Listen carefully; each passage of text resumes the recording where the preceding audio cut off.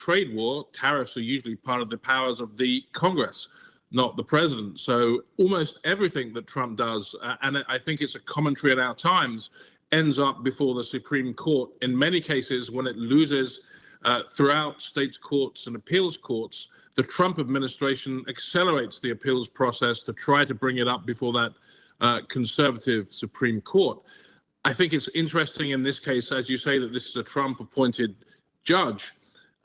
There seem to be a lot of cases that are going to end up before the court that it's very hard to see the court ruling if it reads the Constitution as is written, as many of the conservative judges say that's their legal philosophy, how they rule in Trump's favor. But I would expect this to go further up the court process just because this is such a litigious administration.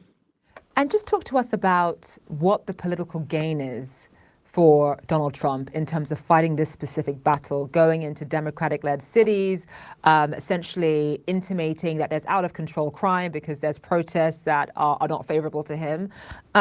What is the political gain for the Trump administration? How does all of this appeal to his base?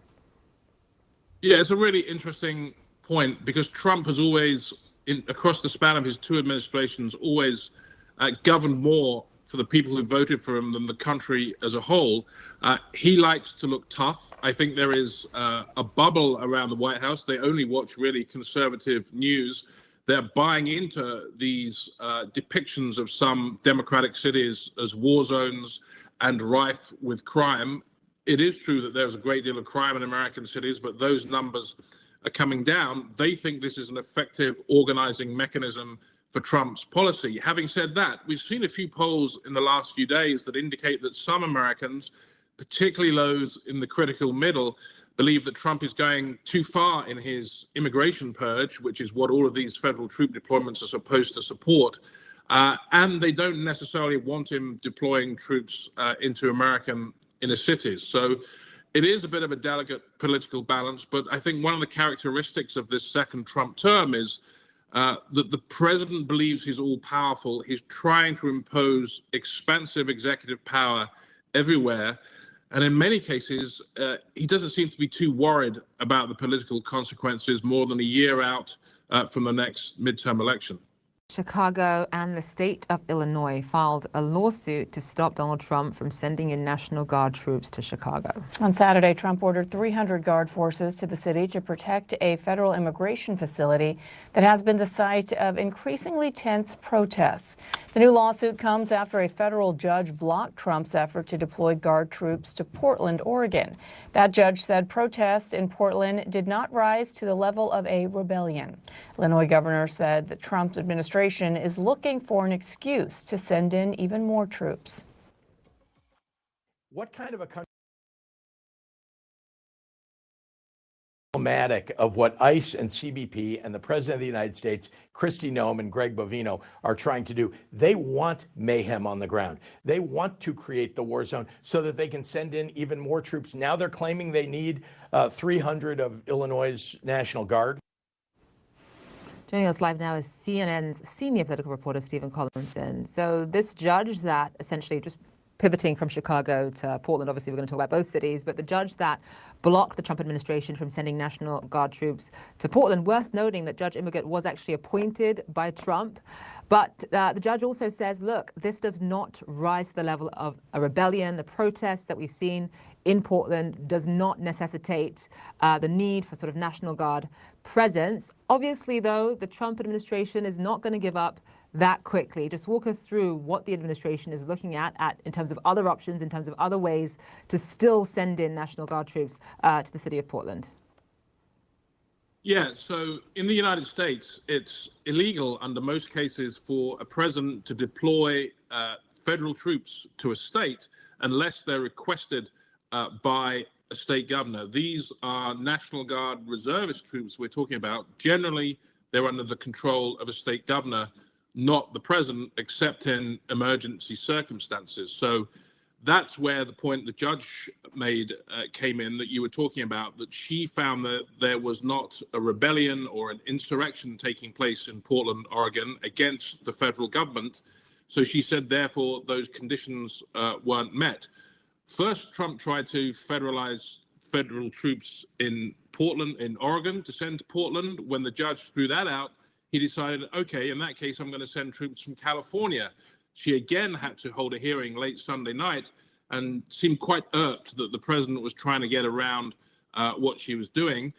We have word today that the Defense Secretary, Pete Hegseth, is trying to federalize troops in Texas and send them not just to Oregon, but potentially also Illinois as well. So you're seeing here a real attempt by Trump to use federal forces, regular or reservist troops, to in an act of law enforcement, and that is expressly against the Constitution. The question is whether he goes one step further and invokes the Insurrection Act, which would allow him to send troops, but that, I'm sure, would also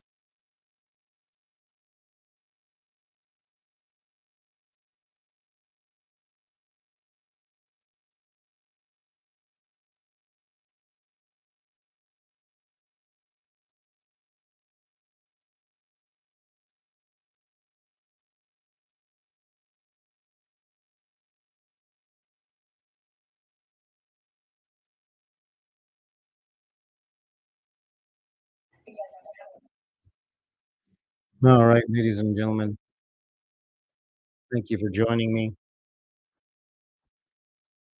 Um, Admittedly, my audio is not working right, so I'm having trouble controlling the the audio coming out of my computer.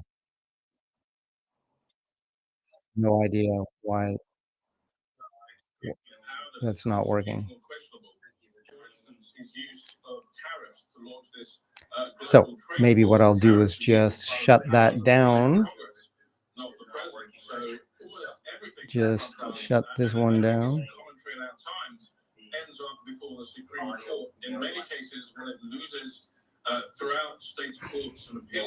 All right, bear with me. In order to get this to shut down, there's probably a better way, but I'm going to just replace it with something. Well, you'd think you could just, oh, I could remove it. There we go.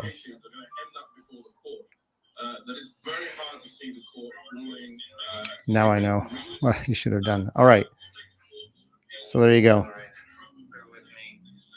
So, ladies and gentlemen, Illinois National Guard refusing to deploy, doing something a little different than what we saw in California. They kind of preemptively, my understanding is, they've preemptively said, you know what, we're not going to deploy. There's not an insurrection. The governor has not asked us to deploy. So we're just letting you know right now, before you even ask, we're not going to deploy. So that's the first we've seen of military pushback against the Trump regime. As you may or may not know, the Posse Comitatus Act of long ago of, yeah, maybe I'll share this screen. I think I can do that.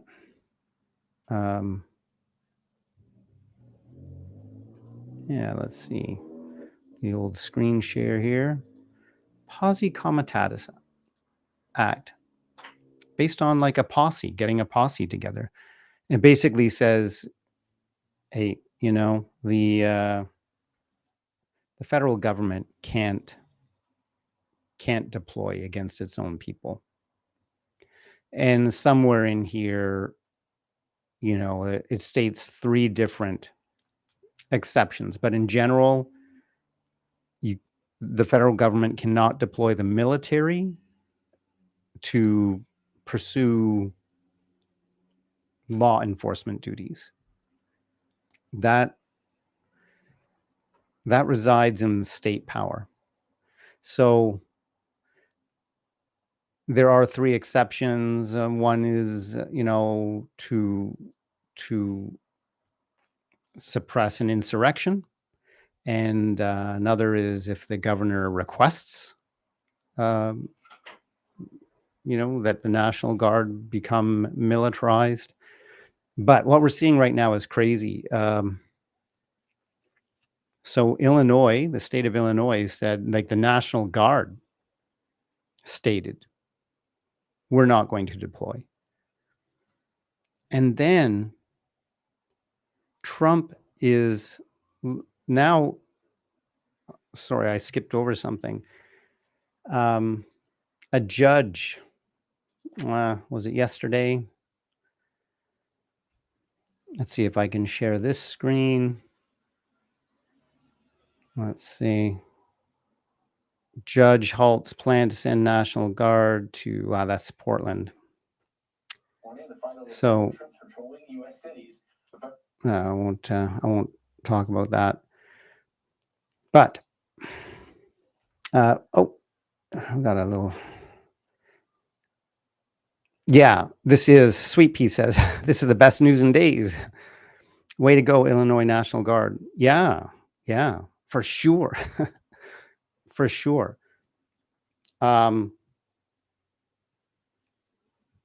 Is it a pivotal moment in history? Perhaps the history books will write it as such. But that will remain to be known in the fullness of time. Definitely, though, the first pushback by the military. Of course, we've seen governors, Gavin Newsom, J.B. Pritzker.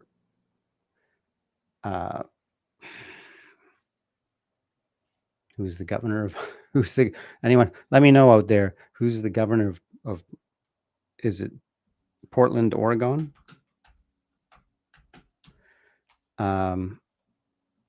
Who's the governor of Oregon? I'm sure when I type this in, I'll recognize it. I'm sure. Tina Kotek. I haven't heard this name much, but what I have enjoyed, and maybe you'll enjoy it too, these amazing videos that people are sharing of Portland. Let's see if we can find some of those, because they're fantastic. Actual footage of Portland, because boy, you see these things and you think, I'd like to live there. Wow, what a nice place. So it's really funny to my mind. It's I'll leave that up. Thank you, Sweet Pea. It's really funny to my mind that a federal government first causes chaos and then says, well, we need to deploy the military to push back against this chaos that's only around our own military facility, where there wouldn't be any chaos. There wouldn't be any protesters around the facility if you weren't already deploying ICE to try to go kidnap people and so on in a city. So it's a bit funny. It's a bit beyond the pale to first cause, essentially, to incite your own insurrection, I suppose. It's not an insurrection. It's a protest. They're protests. They're just protesters. Hey, let me know if you've seen something different. But all I've seen are protesters getting shot with these pepper balls and tear gassed. I don't know. Maybe it's the crazy, radical left-wing media that's just not sharing it. But where's the right-wing media then? Where's their footage of protesters throwing whatever? Where's their footage? Share it if you've got it. I haven't seen it. So that it's just beyond the pale. So then we've got this article. How quickly can I share this? We've got this article from a judge who said, look, Donald Trump, your request is completely untethered from reality. See if I can find this. That's Portland again. Not sure if that was the one.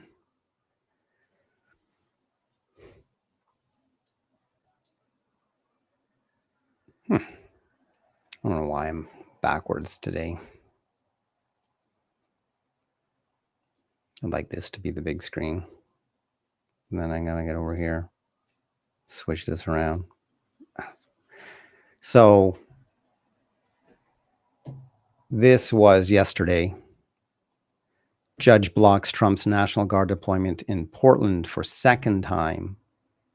So we've got two different places here. Like we've got J.B. Pritzker pushing back in Illinois and the National Guard piping in and saying, look, we're not going to, just letting you know ahead of time, we're not going to deploy in Illinois. But then we've got Portland, which has been described by the Trump regime as being like some crazy war zone or something. And I wish I could find, maybe it's Instagram, where you can see these really lovely videos of Portland, Oregon.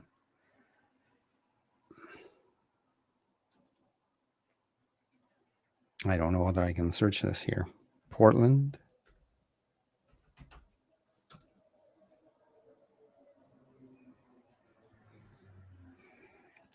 I'm just searching like users and stuff. Forgive me. Forgive the noise.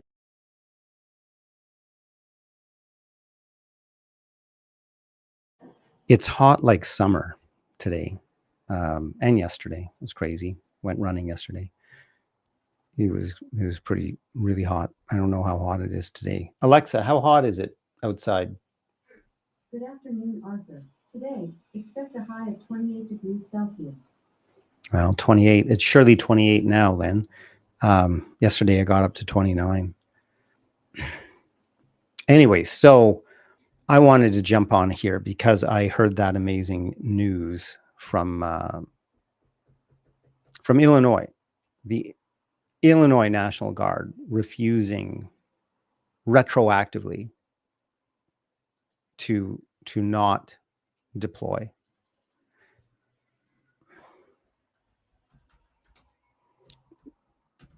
So that's a first pushback by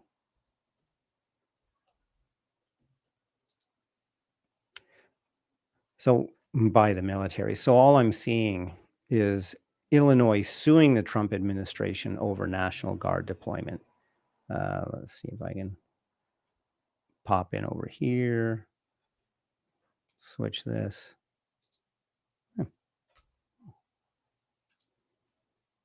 Little video screen share here. No, that's not it. I guess this is it. Is that working? Not working.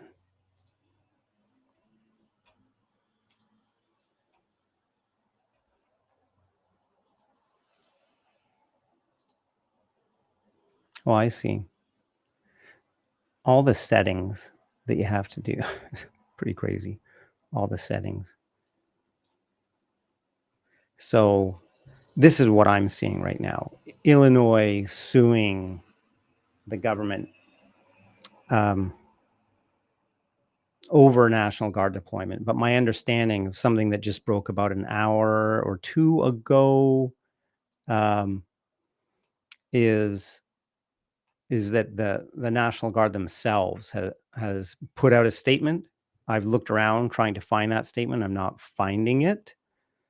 But Brian Tyler Cohen just reported on it. Now, Sweet Pea is saying the red side is putting out 2020 protest videos from what I've heard.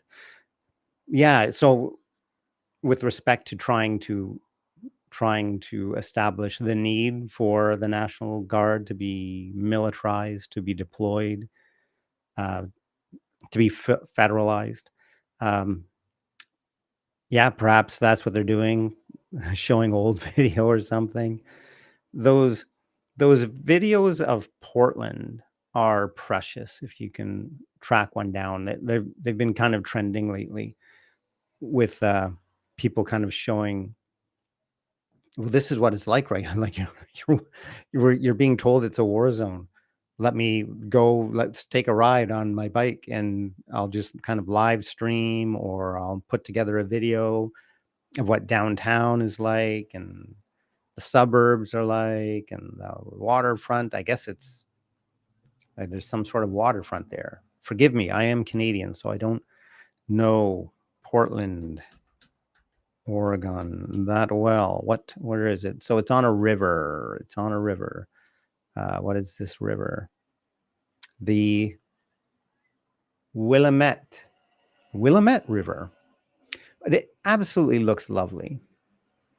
I'm not saying it doesn't have crime or whatever. I don't know what Donald Trump is suggesting, but it really looks like a nice place. Really nice place. And Sweet Pea has also shared this. The building raids. Oh. So Sweet Pea suggesting here that perhaps the building raids are to hurry up property sales. Tabitha Speaks Politics and Under the Desk News. 2 channels I need to subscribe to. And I will, because these notes get left up here, so I'll be able to subscribe to them after the live stream. So, you know, I wanted to get in on that, jump in on that, and let people know what is happening right now in Illinois, and Donald Trump's attempts to now, you know, this is what's so bizarre. So Texas, where he's got, you know, a Republican governor, I swear I'm not making this up, and I don't believe I'm misunderstanding it. So, you know, according to the Posse Comitatus Act, you can't deploy the military in a state, you know, to enforce law. So fair enough. Not unless the governor invites you to.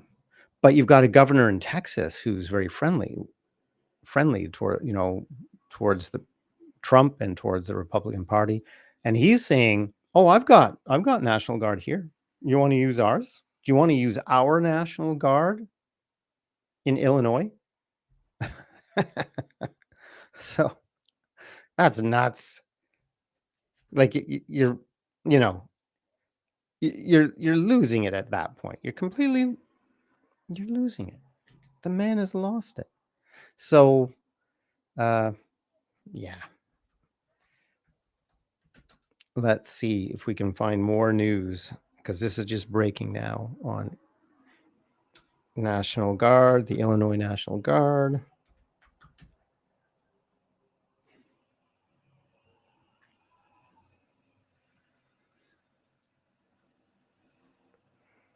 Okay. So this will be starting shortly. That's how new this is. On Routers. Let's see if we can watch this together. I'm here. Now let me see if I can replace this with this live stream.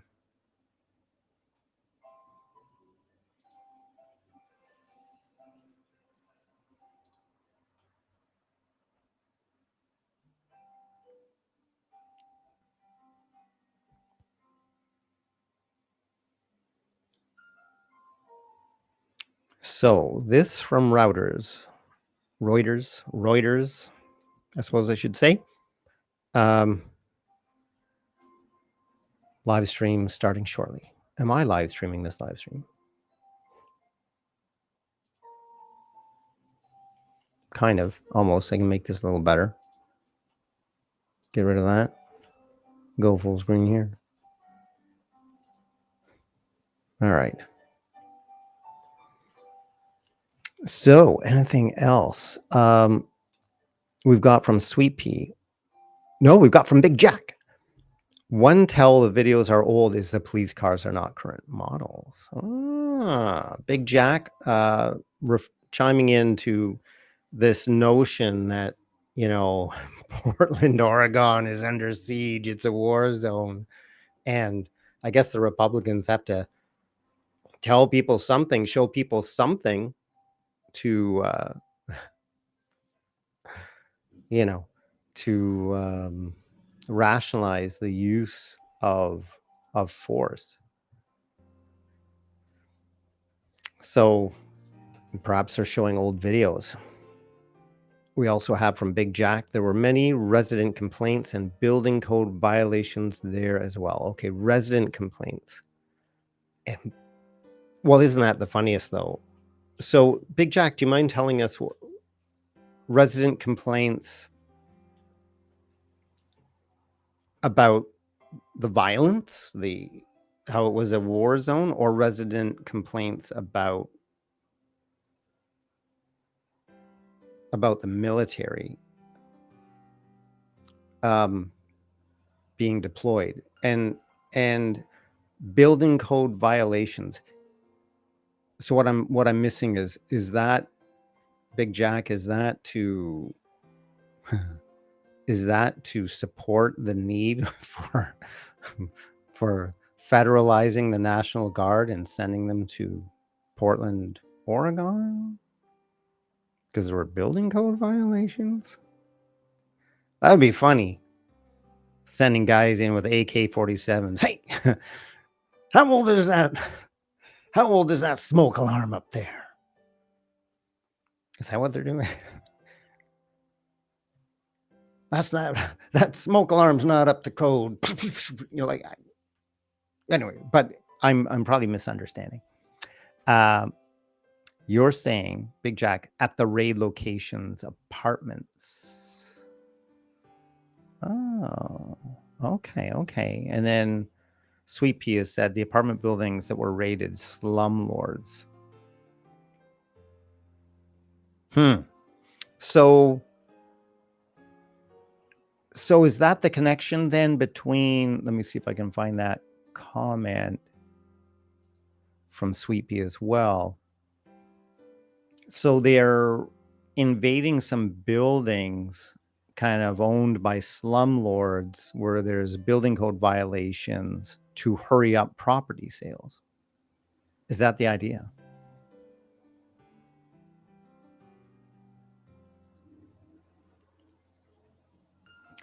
Yeah. No, I get you. Oh, Chicago raids. Big Jack is talking about Chicago raids, and maybe Sweet Pea was talking about.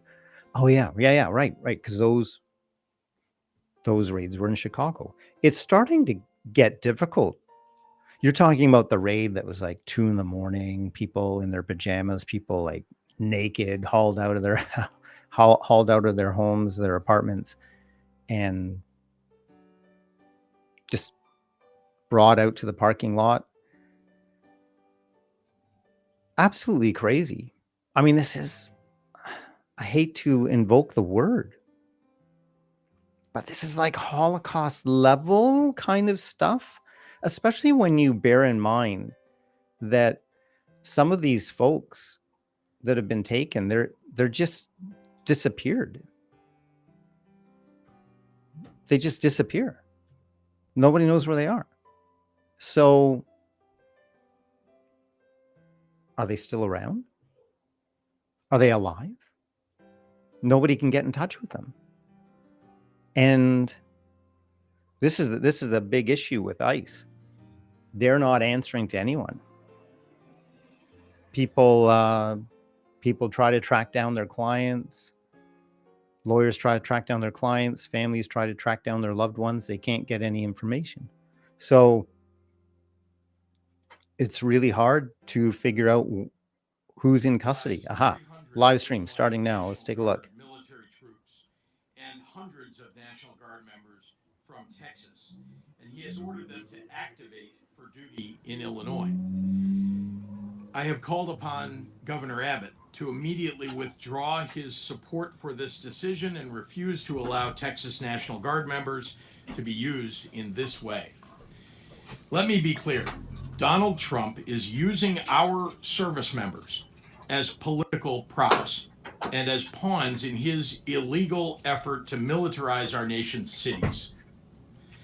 I want to thank Attorney General Kwame Raoul and his staff, along with my general counsel, Ann Spillane, and our excellent governor's office legal team for working tirelessly for weeks now to prepare federal lawsuits in anticipation of this unconstitutional invasion of Illinois by the federal government. For weeks now, Donald Trump, Kristi Noem, and Gregory Bovino have brought their militarized CBP and ICE agents to the streets of Chicago to cause violence and chaos in this city. They need to stop inciting our city's residents. Since the beginning of this invasion, families have been snatched up off the streets or removed from their homes, zip-tied and detained for hours, including especially U.S. citizens and legal residents of our state. And in the words of CBP Chief Patrol Agent Greg Bovino, they're being chosen by how they look. Peaceful protesters have been hit with tear gas and shot with rubber bullets. Journalists simply reporting the facts on the ground have been targeted and arrested. U.S. citizens, including children, have been traumatized and detained. This escalation of violence is targeted and intentional and premeditated. The Trump administration is following a playbook: cause chaos, create fear and confusion, make it seem like peaceful protesters are a mob by firing gas pellets and tear gas canisters at them. Why? To create the pretext for invoking the Insurrection Act so that he can send military troops to our city. He wants to justify and normalize the presence of armed soldiers under his direct command. I want to take you through the steps that he's taken to follow the playbook and show how it is playing out real time here in Illinois. When I first heard reports of Trump's plan to send armed military troops into our streets, more than 100 elected officials, business leaders, clergy, law enforcement, educators, and community organizations gathered on August 25th to send an unequivocal message to Donald Trump. We don't want troops on the streets of Chicago. There was never an insurrection or an invasion on the ground that justified the deployment of the military to our American city. We stood out there on a beautiful day at River Point Park to make that point. Donald Trump's deranged depiction of Chicago as a hellhole, a war zone, and the worst and most dangerous city in the world was just complete BS. He clearly has decided to declare war on a great American city that has the lowest homicide rate in 60 years. In a state that has record employment and near record tourism. And he's done it for some unspoken reason. These are all really good points. I spent the days and weeks following that out and about in our communities, in Bronzeville, in Austin, in Little Village, Berwyn, South Shore, and others, walking and talking and listening to real Chicagoans and local business owners. Something Donald Trump, Greg Bovino, Tom Homan, and Kristi Noem have never bothered to do. No insurrections, no invasions. The folks in the neighborhoods do not want armed troops marching in their streets. When it comes to public safety, they want civilian law enforcement when they need them, and jobs, and after-school programs for kids in the neighborhoods. They do not want Donald Trump to occupy their communities. Then the Trump invasion began, Since ICE and CBP announced their operations on September 8th, our people have been subjected to violence, intimidation, and harassment. They have struck fear in our communities, including notably fear in the hearts of U.S. citizens. Trump and the thuggery that his agents have brought has actively made us less safe. Less than a week later, on September 12th, ICE shot and killed a man in Franklin Park, a nearby suburb of Chicago. His name was Silverio Villegas Gonzalez. Reports say that he had just dropped his kids off at daycare and was headed to work. Shortly after that incident, ICE issued a statement justifying the killing, saying that the federal agent was seriously injured, sustained multiple injuries, and was dragged a significant distance. Immediately, we were left with more questions than answers. And frankly, the story just didn't add up. I demanded a full accounting into the facts of the situation. The community was rightfully distraught. Even Mexican President Claudia Sheinbaum demanded answers. The facts are coming out, and they are raising even more questions. The Chicago Sun-Times obtained body camera footage from Franklin Park PD. The agent said on camera his injuries were nothing major and that he was dragged a little bit.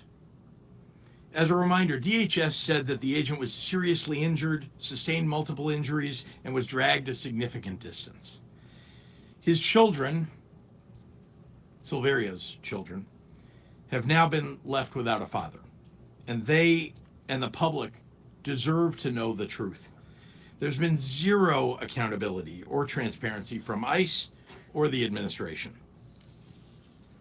Last week, federal agents dressed in camouflage gear conducted a military-style raid on an apartment building in South Shore, a neighborhood of Chicago. They brought Black Hawk military helicopters and more than 100 agents in full tactical gear. Even though it was supposedly a very dangerous and important mission, they brought dozens of cameras and set them up so that they could film their attack on the building in HD for social media. That's got Kristi Noem, right? See for yourself. Written all over it. That's the kind of thing she does. Bring the cameras. Look at this.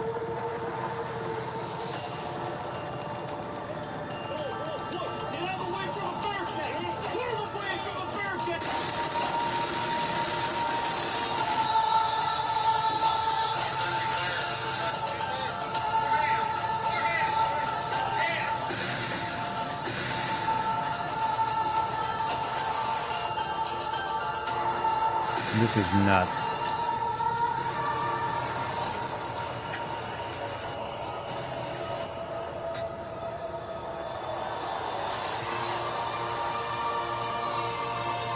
What's amazing about this regime is how they keep telling on themselves. This is terribly illegal.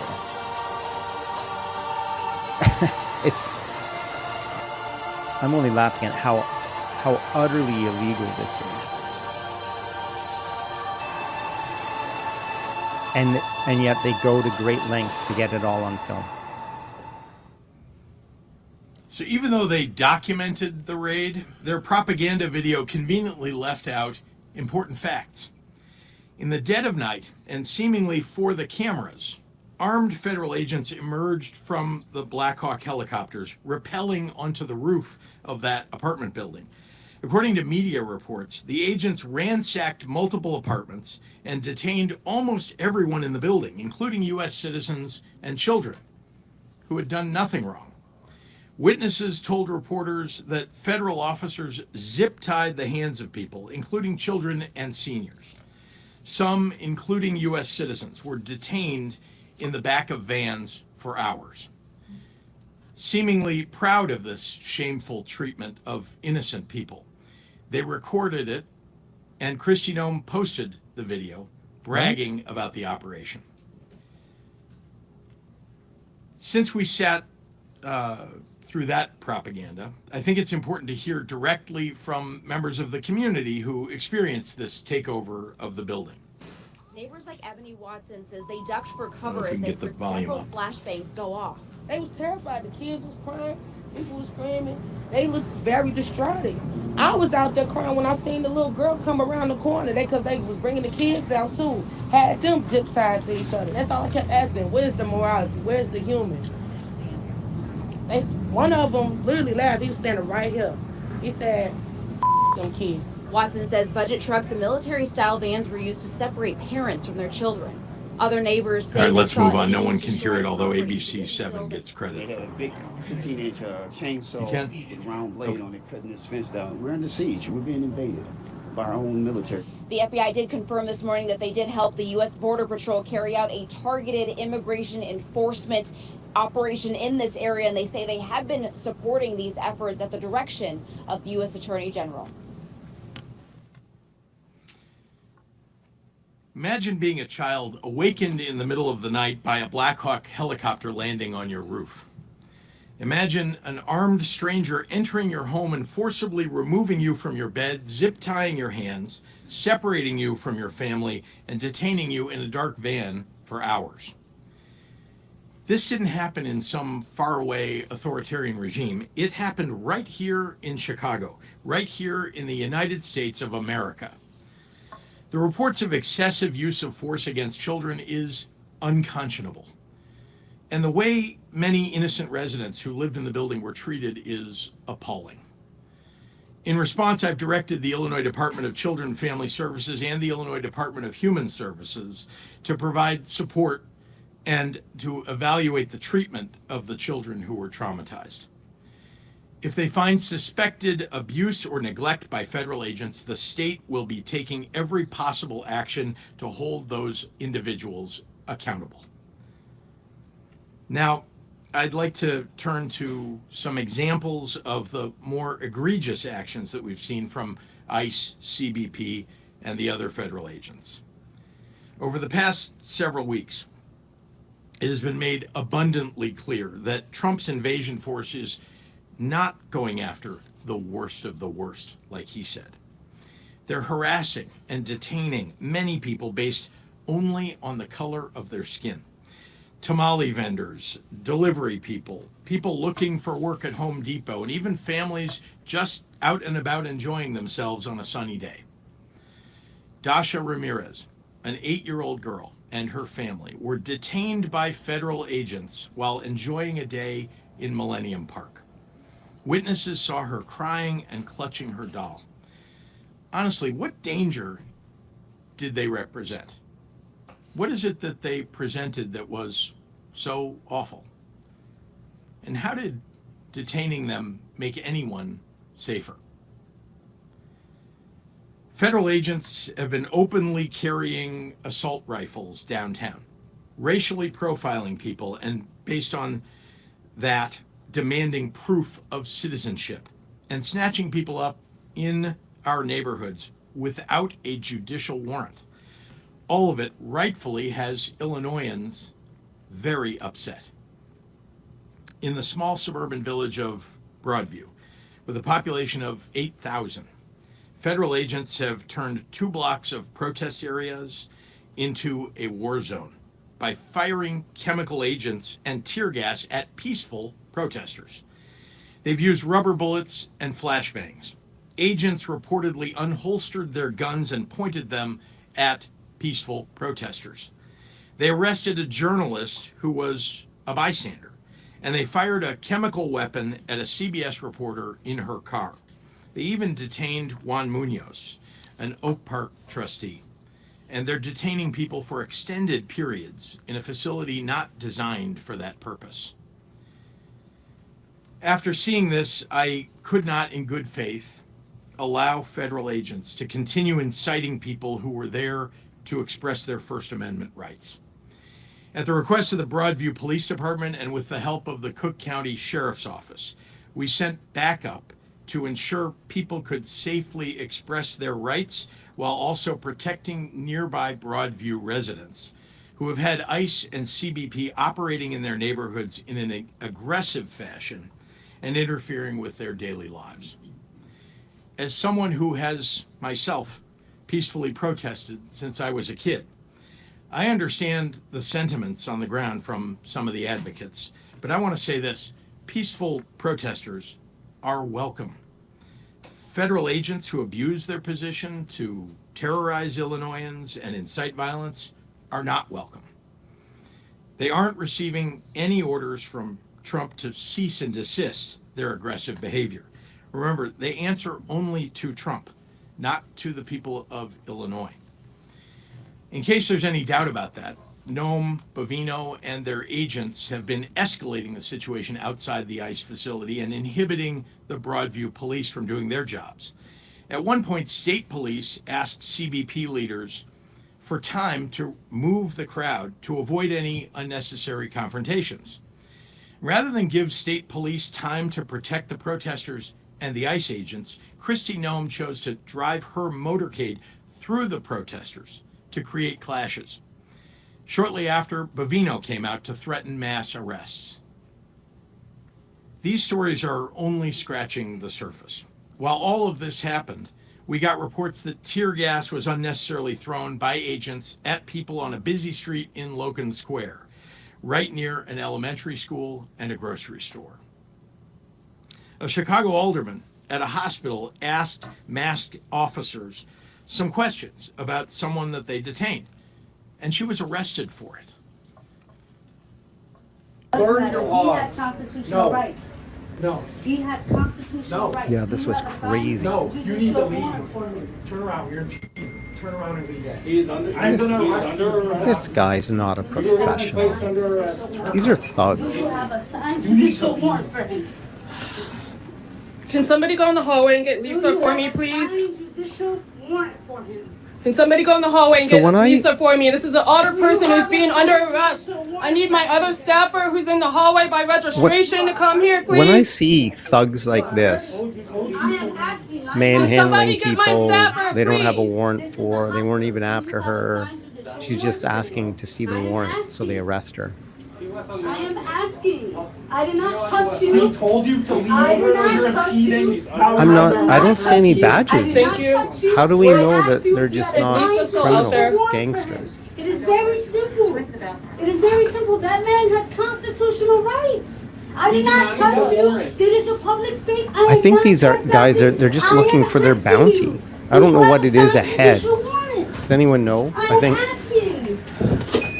like, do they get paid by the head? The more people they bring in, the more money. You are an agent. You are a federal agent. We do not need a You are a warrant for federal somebody. agent. I am an elected official, and I'm asking, do you have a signed judicial warrant? I'm the alderman of this Can you ward. keep recording? I need a call. If arresting an elected official for peacefully Crazy. asking questions isn't a demonstration of authoritarianism, then what is? I refuse to let Donald Trump, Kristi Noem, and Gregory Bovino continue on this march toward autocracy. Their plan all along has been to cause chaos, and then they can use that chaos to consolidate Donald Trump's power. They think they can fool us all into thinking that the way to get out of this crisis that they created is to give them free rein. Well, that plan will only work if we let it. The state of Illinois is going to use every lever at our disposal to resist this power grab and get Noem's thugs the hell out of Chicago. I'm not afraid. I am not afraid, and I won't back down. That's what I have to say to that.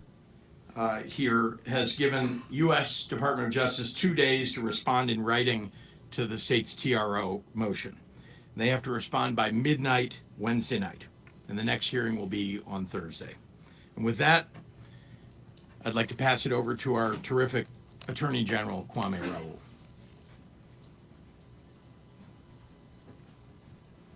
So we'll look forward to see what happens on Wednesday. Thank you, Governor. Good afternoon. Good afternoon. As we all know, the president has for some time been threatening to deploy the National Guard into Chicago and into the state of Illinois. And that's significant. And he's been threatening to militarize our streets, and in many ways has done so. This morning, I filed a lawsuit challenging the unlawful deployment of the National Guard troops to Illinois, including the Illinois National Guard, the call for the Texas National Guard. And my lawyers have just, as the governor updated you, were just in court arguing these actions. We're seeking a temporary restraining order, and we'll hear from the government from the federal government within a couple of days. The American people, regardless of where they reside, should not live under the threat of occupation by the United States military, particularly for the reason that their city or state leadership has fallen out of the president's political favor. I said we would be prepared to respond to any unlawful deployment, and that moment has come, and we have responded. In the more than 40 lawsuits we have filed challenging the Trump administration's unlawful actions, we've explained that the executive branch has to follow the law. A president cannot go beyond the authority granted by Congress with regards to deploying the National Guard. The militia clauses of the United States Constitution give Congress sole authority to decide what factual circumstances allow the president to federalize the National Guard. The Posse Comitatus Act prohibits members of the military from engaging in civilian law enforcement. Just last month, a judge in California recognized that fact. Our local law enforcement have shown time and time again that they are effective at maintaining peace throughout Illinois. And the 10th Amendment preserves the state's sovereignty and right to do so. And there is no need or justification for a militarized response to anything going on in Chicago. It is unfair to National Guardsmen. It is unfair to local law enforcement. And it is certainly unfair to the law-abiding citizens of Illinois who do not want to be subject to military occupation. The only situations that are out of control are certain ICE and Customs Border Patrol officers who are engaged in shocking overreach in an attempt to create a crisis. In fact, President Trump's own statements over time demonstrate that this is not at all about an emergency. He said specifically that he wants to use American cities as military training grounds. He has threatened using a meme, Chicago about to find out why it's called the Department of War. He has disparaged and threatened to deploy in Chicago for weeks. This is not about an emergency. This is a political targeting utilizing our military. This is not about the federal government being unable to do their job through normal channels. This is about a president's unconstitutional desire to take the unprecedented action of militarizing American cities. But just this weekend, a judge in Oregon issued a temporary restraining order stopping the administration similar actions in Oregon. As the judge said in the ruling, this is a nation of constitutional law, not martial law. Donald Trump's derogatory comments about the city of Chicago started even before he took office. Without any official communication with the state, Operation Midway Blitz began bringing federal immigration teams in unconstitutional detentions and raids that have caused mass panic and protests and injuries. And the shooting of a Franklin Park resident and father during an attempted warrantless vehicle stop by federal agents. Throughout the month of September, it is federal agents who have escalated tactics, with the head of the Customs and Border Patrol operations in Chicago threatening that ICE would bring a shit show to Broadview, which is what they have created. It was not until September 26 that a memo from DHS was sent to the Department of Defense requesting 100 troops to be sent to protect ICE facilities in Illinois, presumably in reference to Broadview. That memo was emailed to a member of the Illinois National Guard on September 29th, requesting troops to integrate with federal law enforcement operations. The state received no further communication until the morning of October 4th, a Saturday. At that time, Adjutant General Rodney Boyd received a call from the U.S. military asking him to start the process of calling up 300 members of the Illinois National Guard. It was followed by a memo stating that the president has directed the mobilization of at least 300 members of the Illinois National Guard to protect the federal personnel, functions, and property in Illinois, with no further specifics. The memo explicitly stated that if the state did not agree to the request within 2 hours, the Secretary of the Department of Defense would federalize and deploy as many National Guard troops as he wants. Because there is no public safety need or other emergency requiring the National Guard intervention, Illinois again declined to voluntarily call up troops that we don't need or want.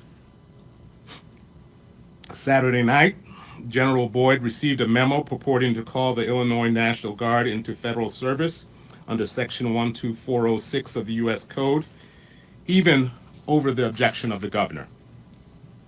The stated reason for the order is to protect ICE and other U.S. government personnel and federal property.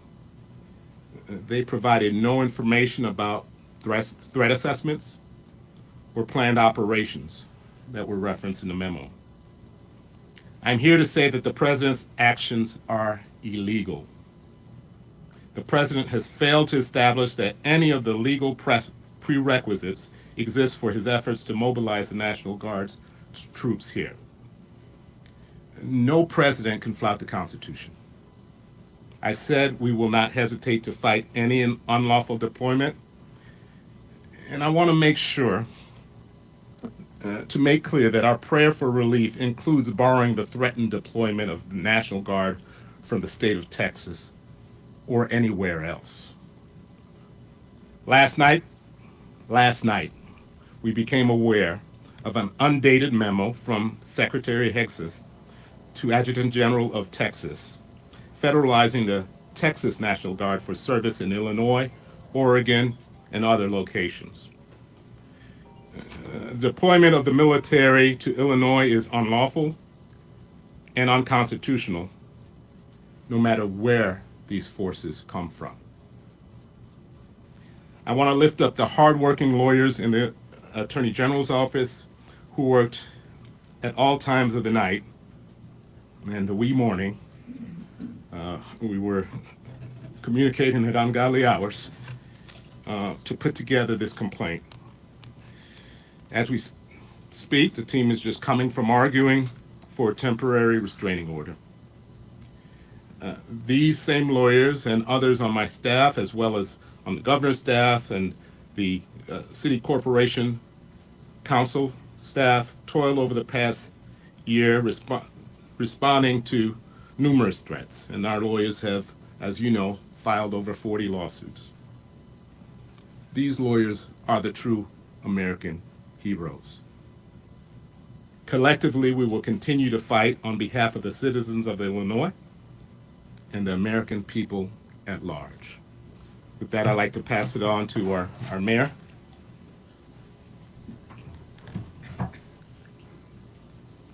Thank you, Mr. Attorney General. Thank you to the governor. Good afternoon, everyone. Good afternoon. I'm grateful for all of the elected leaders that are here, our congressional delegation, as well as our Cook County Board President, which you'll hear from shortly. Today I stand with all of our elected officials and community leaders in denouncing President Trump's declared war on Chicago and Illinois. I'm proud the city of Chicago is joining the state of Illinois in our lawsuit against the Trump administration's unlawful deployment of the National Guard in our city and in our state. I've promised that the city of Chicago will do everything in our power to protect the constitutional rights of all Chicagoans. This lawsuit is the latest demonstration of our commitment. Let me be absolutely clear. The president is not sending military troops to Chicago to keep us safe. We know this because Trump has a history of targeting Chicago. He issued a series of executive orders attempting to defund so-called sanctuary jurisdictions and sue the city over our welcoming city ordinance. A federal judge recently dismissed that lawsuit, and the courts have prevented the Trump administration from restricting the city's funding based on our local laws. Now that the president has lost those cases, he is changing tactics to send in the Guard. He has stated his intentions outright to use our neighborhoods as training grounds for our military. He told them that they are, and they must be, prioritized in order to, in his words, defending the homeland against the invasion from within in American cities run by, quote, radical left Democrats, specifically including the city of Chicago. The only radical is a president trying to deploy National Guard from across the country into our city. We do not need or want the National Guard to police our streets. We want to continue our holistic strategies and partnerships that have led to the safest summer in the city of Chicago in 60 years. Not only will a National Guard deployment make our communities less safe, but it will also have a chilling effect on economic activity in Chicago, as we have seen in other jurisdictions where the president deployed the Guard. And furthermore, deployment of the National Guard will impose costs on CPD and other city departments who will have to respond to protest activity and any issues that may arise from the deployment. This is wrong, full stop. With today's litigation, we send a message to the president. Chicago will not be used as a political prop. Chicago will not be intimidated, and we will not be silent. And to our residents, know that we are fighting for you and using every legal avenue to protect your rights, dignity, and your humanity. And lastly, I want to be clear.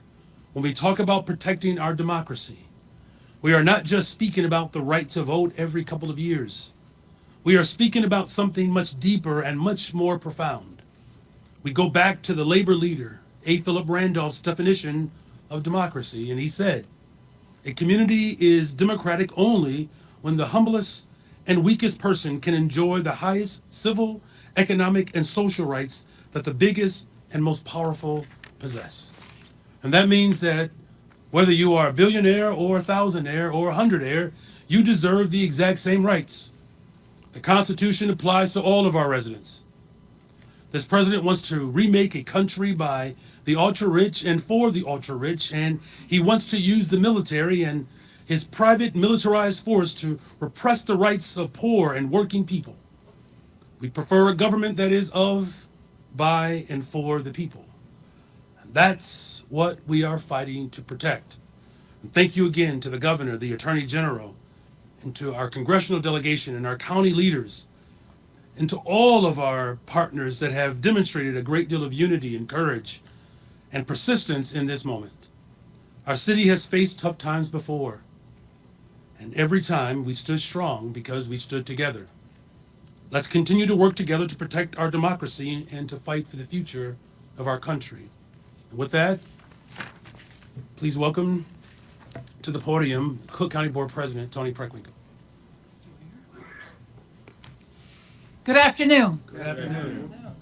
I'm grateful to be here with the governor, with the attorney general, with the mayor, and members of our congressional delegation. Jesus Garcia, Jan Schakowsky, Mike Quigley, Raja Krishnamurthy, Brad Schneider, Robin Kelly, and Danny Davis. Thank you all. For generations, our neighborhoods have been built and rebuilt by working people who stand together in hard times. We're not strangers to struggle, and we're also not people who will be intimidated. The Trump administration's authorization of National Guard troops to enter Cook County and Chicago is a dangerous and reckless abuse of power.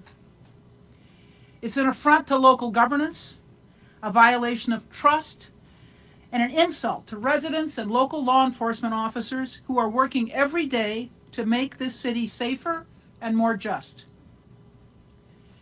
Slamming human beings to the ground, dragging them in the street. This is not immigration enforcement. It's intimidation. It's fear tactics. It's an illegal abuse of power dressed up as law and order. The truth is that our local leaders, our local police, our community organizations, and our residents have been working for years to reimagine what safety means. It's about building trust, investing in prevention, and healing the wounds that have festered far too long. We're working to replace fear with fairness. And this administration would rather send troops than send real help. We know what this looks like. Deploying the National Guard to Chicago sends a chilling message. It tells us that standing up to the Trump administration is something to be crushed, not heard. That local voices do not matter. The federal government decides to flex its power. This is not democracy. It's authoritarianism, plain and simple. I stand with Governor Pritzker, Attorney General Raoul, Mayor Johnson, and every local leader who rejects this federal overreach. Cook County will continue to stand firm in defense of our residents and our democratic values. Cook County will be filing an amicus brief in full support of the state of Illinois' lawsuit to block the Trump administration from deploying federalized National Guard troops in our communities.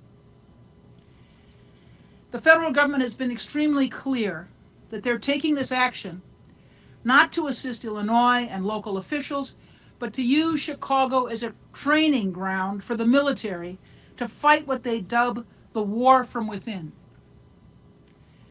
This is direct punishment of state and local governments' exercise of their sovereign right to enact constitutional laws and ordinances.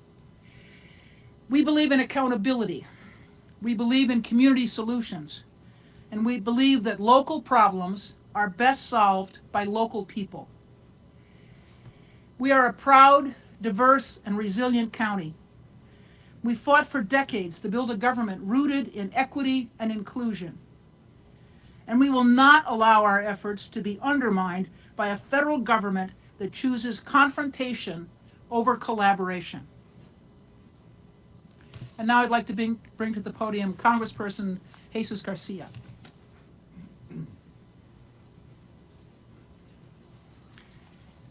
Thank you to all the leaders of Illinois and Chicagoland, Cook County, that are assembled here, demonstrating once again that Chicago and Illinois are places with strong shoulders, and that we will shoulder any injustice and we will tackle any injustice that comes our way as we live this very dangerous moment in our history. The President of the United States has turned the power of government against its own people. In my community, ground zero for these attacks, ICE has created a constant state of siege. People worry about their presence and their tactics every single hour of the day and night. We've seen masked ICE agents shoot into cars, engage in chemical warfare with bystanders, and even assault parents in front of their children. My grandson, who I am raising with my wife and my wife, are terrified. My grandson talks about it every little while, and he wants to know if his classmates will be safe, if their parents will be deported.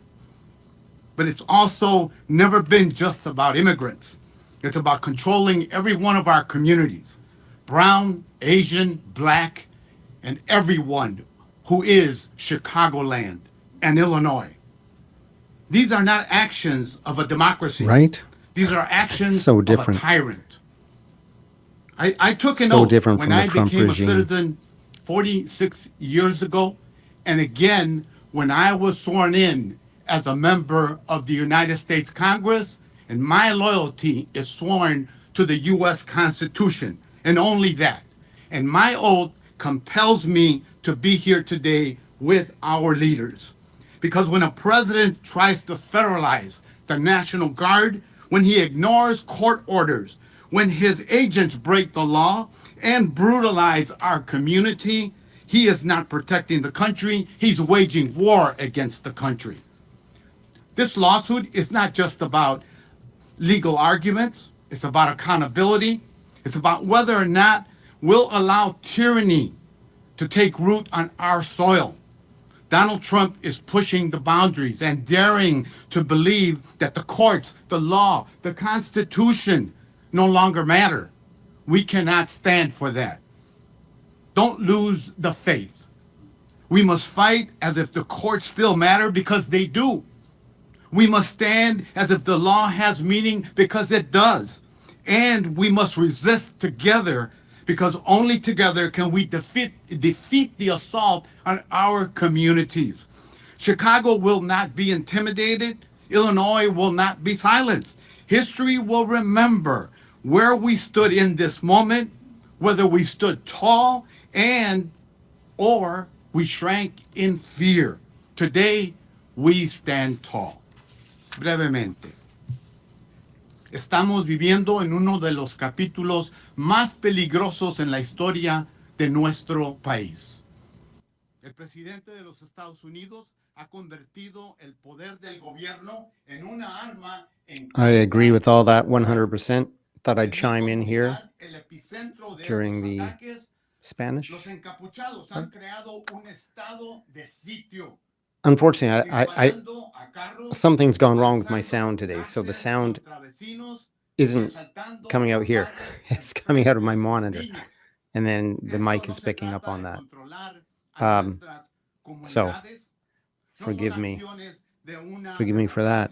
Cuando yo tomé el juramento de ciudadano hace 46 años y después como miembro del Congreso, mi lealtad fue a la Constitución de esta Sweet Pea nación. chimed in and said, it's so nice to hear coherent officials. And it is. It absolutely is. The courts, for the most part, are holding. And I'm getting the sense from if only I could figure out how to turn down this monitor. Wait a minute, can I do it here?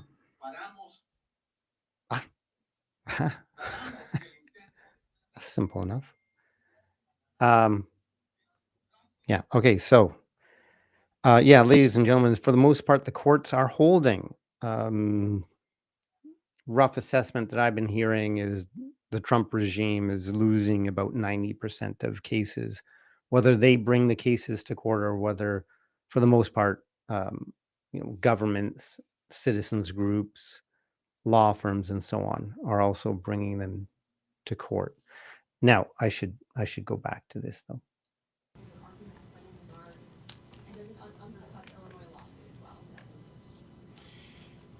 Obviously, this was issued by a mayor who's got the ability to issue executive orders. And she is deeply concerned about the people who live in Broadview and how they've been ill affected by the challenges in her community as a result of the way ICE is behaving. So I know that it was aimed at that. I can't speak to whether it would affect the lawsuit or I know this is about, though, keeping the people of Broadview from being targeted or being unsafe in their communities. I mean, these are folks who are just trying to get to the grocery store, take their kids to school.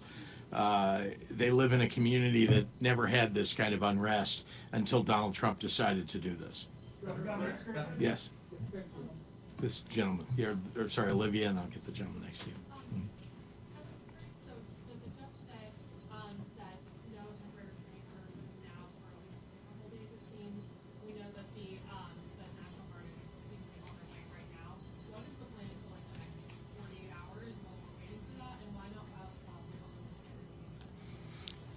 I'll let the Attorney General talk about the timing. As I said, and I apologize, Olivia, I did get your message. My lawyers have been toiling for weeks on this issue, as well as other issues. Timing for filing our lawsuits is when they are ready. As you may know, if you've read the complaint, it's a 70-page complaint with a over 50-page supporting memorandum with over 300 pages of supporting materials that have been put into place over time, and they're facts that evolve over time, including, as I mentioned earlier, us becoming aware of the notion of deploying the Texas National Guard last night. We didn't know that Saturday. We didn't know that Sunday morning. And so facts evolve. That's the craziest so we thing. file a lawsuit, not in a rush to just say that we're responding, but That's just the craziest we work thing. hard to make sure You know, it's right. the governor by the law, of it's right by Texas the chiming facts. in, going, We "Oh, file you it can when use it's our ready." National Guard." I've known of talks about the Illinois National Guard for weeks, but it was not ripe for filing. Your interpretation from perhaps a journalistic point of view is different from that from a legal point of view. I don't want to file a lawsuit that's summarily dismissed because it's not ripe for filing. Mayor Johnson, is Mayor Johnson allowed to answer a question? Mayor Johnson? I just want to, can I just repeat, I want to make sure that you understand the ripeness of it is very, very important, that there are certain triggers that allow you to file a lawsuit. I can't, in anticipation of one of you taking some action without any evidence of you doing it, actually file a lawsuit against you, nor could the state of Illinois file a lawsuit against the President of the United States or the federal government or ICE without the actual calling up of those troops. So it's when did I receive notice? And remember that Oregon had to go back into court to extend that TRO to the Texas and California National Guard that were being called up. In Illinois, we wanted to make sure we had that covered on the first time out. Yes, sorry. Yeah. So, obviously ISP has been out there. Do you expect that ISP presence will continue? Do you expect, if the National Guard does go to Broadview, does begin assisting ICE, that local law enforcement will pull back further? What do you see the role of local law enforcement if the National Guard? The role of local law enforcement to protect the people who are protesting and their First Amendment rights, the people of Broadview that we've been called up by the Broadview police. So that's their role, is to back up local police and make sure that the people in that area are kept safe. That doesn't change because there are federalized Illinois National Guard. They're under the orders of the President of the United States, and the Illinois State Police is under the control of the state government and of me. Jacob. Excuse me for 1 second, sir. I've heard you describe today the presence of the federal law enforcement here as illegal and unconstitutional. You have said it's a pretext for the indication of the Insurrection Act. You have said you will use all authorities at your disposal as the governor of the state to push back on this. And I just heard you talk about your control of the state police here. Beyond legal challenges, what does that push back against the potential implication of the Insurrection Act look like? Would you order the state police to arrest or detain federal officials or stand in the way of federal law? No, we follow the law in Illinois. We follow the law. Unlike Donald Trump, we follow the law. We have made sure that, again, under state law, that we've provided funding for programs so that people know their rights, so that they can protect themselves. That's first and foremost. We've made sure that we've pleaded with the public to take action by using their phones to videotape anything and everything that they see. We want to make sure that that's recorded. It's why we were able to even show some video here today. And again, beyond Really going good to court, advice. we have encouraged people to shop at small businesses, to help out your neighbors. We provided support for those children who've been traumatized and for their families by those attacks. But it is the courts in the end that are going to have to rule on whether or not Donald Trump has the ability to call up National Guard from another state or from our state. Not direct the state police in any way to stop an operation by the federal government. The job of our state police, the mission that they've been given, is to keep the people who are in Broadview and who are protesting safe from ICE, who have been firing gas pellets at people when they've been peacefully protesting. Doesn't mean to keep them safe. Doesn't mean to physically stop the ICE agents from doing those types of activities. Again, we follow the law. There are federal agents following what their orders are. We have our state police following my orders and the orders of the director of the state police. Shia. A little bit of a broader question. Can you tell me whether the government shutdown and the debate about health care for undocumented immigrants is somehow helping escalate this war on immigration? Is it all connected or not? No, the only connection that you could ever find in that regard is that Donald Trump likes to go after Democrats, political opponents. You know, he's called the Democratic Party a leftist. His organization, his White House has called the Democratic Party a terrorist organization. He is attacking anybody that's opposed to him. So that's the only connection I can find. Otherwise, the reality is that he's just going after everybody that he views as standing in his way of imposing his authoritarian rule. Is your rhetoric causing... Taman. Is your invasion rhetoric, your Civil War rhetoric causing Police violence? superintendent said today that he doesn't have the power to arrest federal agents. So how can you enforce the executive order from this morning? The executive orders are about ensuring that we are protecting the people of Chicago and defending our democracy. I've given very direct instructions to ensure that all of our sister agencies and our city departments are doing just that, upholding the local ordinances and again, protecting and defending the rights of every single resident. You know, as far as, you know, being able to enforce the measures that we have put forward, one, we're going to use every single tool that's available to us. And as I've stated before, you just heard the governor express it as well. This battle is going to take place in the courts and in our communities. Here's what's most important here is that the people in this city, in this state, and throughout the county is that we're all united around protecting the fundamental right to be able to have a democracy. And that's going to simply mean that we're going to have to organize on the ground. This is not just simply about a battle between authority. This is about making sure that the 700 people who showed up on the north side of Chicago to organize, to build the resistance, that's a clear example of how the organizing on the ground plays an incredible role in defending people.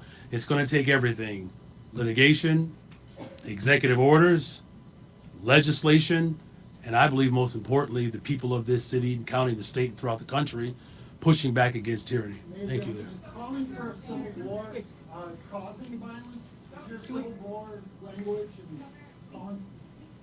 Federal officers assault journalists and residents for just yelling at officers for exercising their First Amendment right. How do you expect to maintain law and order and protect citizens who are actively exercising their First Amendment right to speak? Yeah, let me be clear. Every instance that you're talking about is something that was incited by a federal agent. Everything you're talking about. So just to remind everybody, this is the pretext.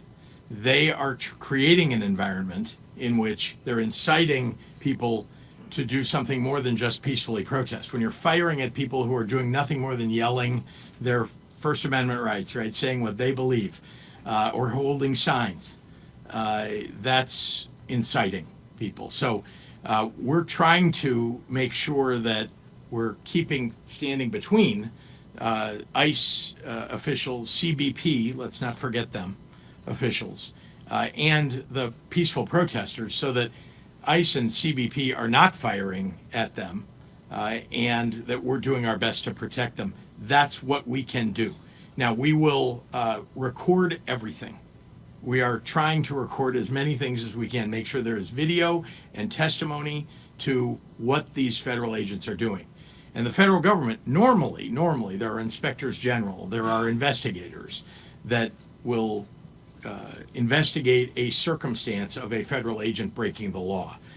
If that doesn't take place, and we have evidence to back up if they do, but we are doing those, and again, I gave you the example of DCFS and the Department of Human Services doing their job to look at those records and to talk to the people who've been affected. There are also private attorneys, I want to add, who are going after this because there is also private right of action for people. So in addition to the work that the Attorney General is doing, there are organizations like the ACLU who are filing lawsuits against the folks at CBP and ICE. I just want to say one other thing about CBP because I don't think people are paying attention to this fact. CBP is only allowed to operate within a certain number of miles of the border. Well, they have declared that the border is at the shores of Lake Michigan.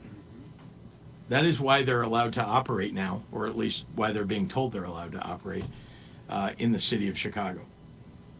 That doesn't seem right to me.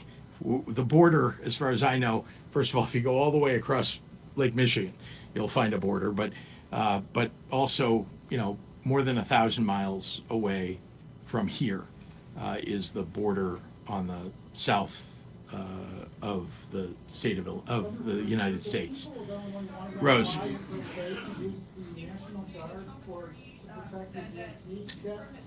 But not to protect the legal rights of citizens? Well, first they should stay the hell out of Illinois.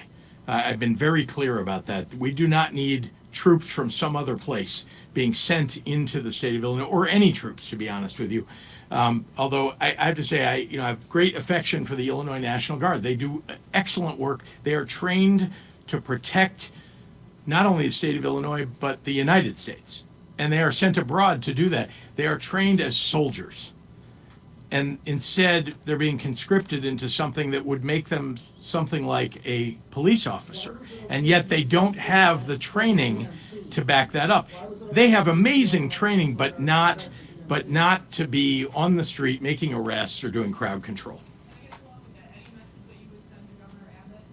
I have. I've been very clear to Governor Abbott, not the first time, as you know, but I have been very clear that he should withdraw his approval of the president calling up his Texas National Guard.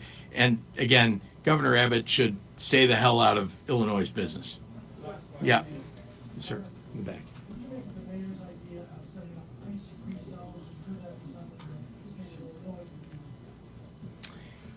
I haven't looked at it, to be honest with you, and what I know is that we want to be able to protect the people of the state of Illinois, and all of the efforts, whether it's by mayors or by the governor, are really aimed at exactly that. So, thank you all very much.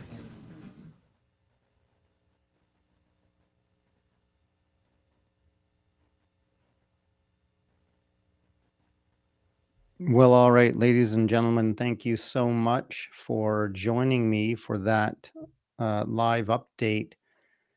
This all started when I heard a couple of hours ago that the Illinois National Guard is autonomously refusing deployment. They're proactively refusing to deploy. They're just kind of saying ahead of time, we're refusing. They're stating the governor has not asked us. There's no need. There's no insurrection. So I wanted to show you something here beyond the fact that the judges have blocked Trump's National Guard deployment in Portland. I also wanted to show you this very cute video that a content creator on Instagram shared. And I thought it was a brilliant example of let me see if I can get sound here. Brilliant use of social media. So hopefully this is not working. Let me see if I can try this again. And replace this with screen share. Boom. Okay, is this working? Okay, well, I have learned. That's funny. It says that it says it's sharing, but I'm not seeing it on my screen. Let me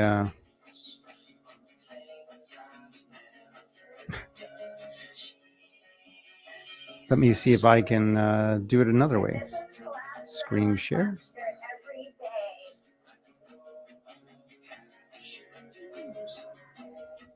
Huh. All right. So there's more than one way to skin a cat, as they say.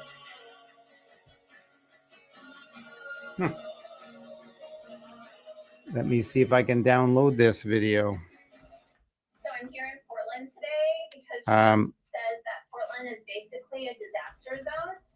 I'm not gonna lie, I'm a little nervous, but I'm gonna check out this so-called. So really good example. I know you can probably hear it here, but let's see if I can get this video downloaded. I thought it was excellent use. All right.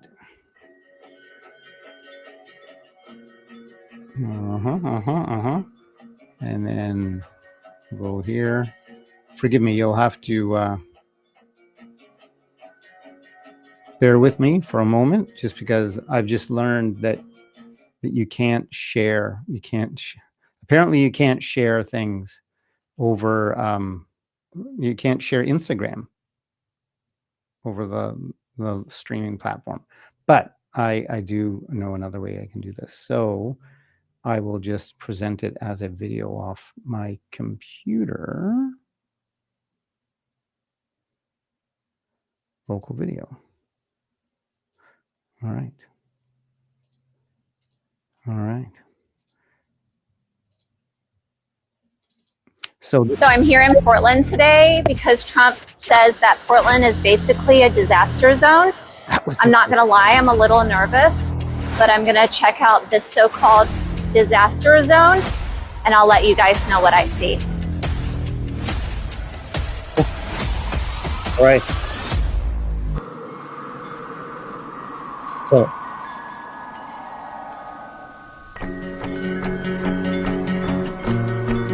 I don't even know if this is working anymore.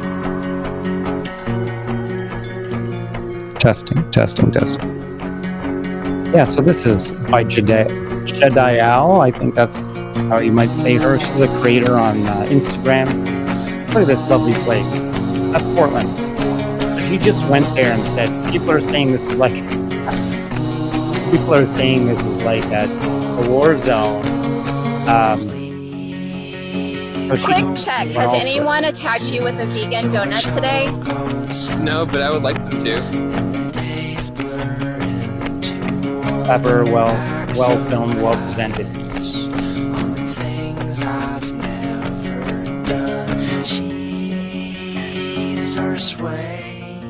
If this is collapse, then I want to collapse here every day.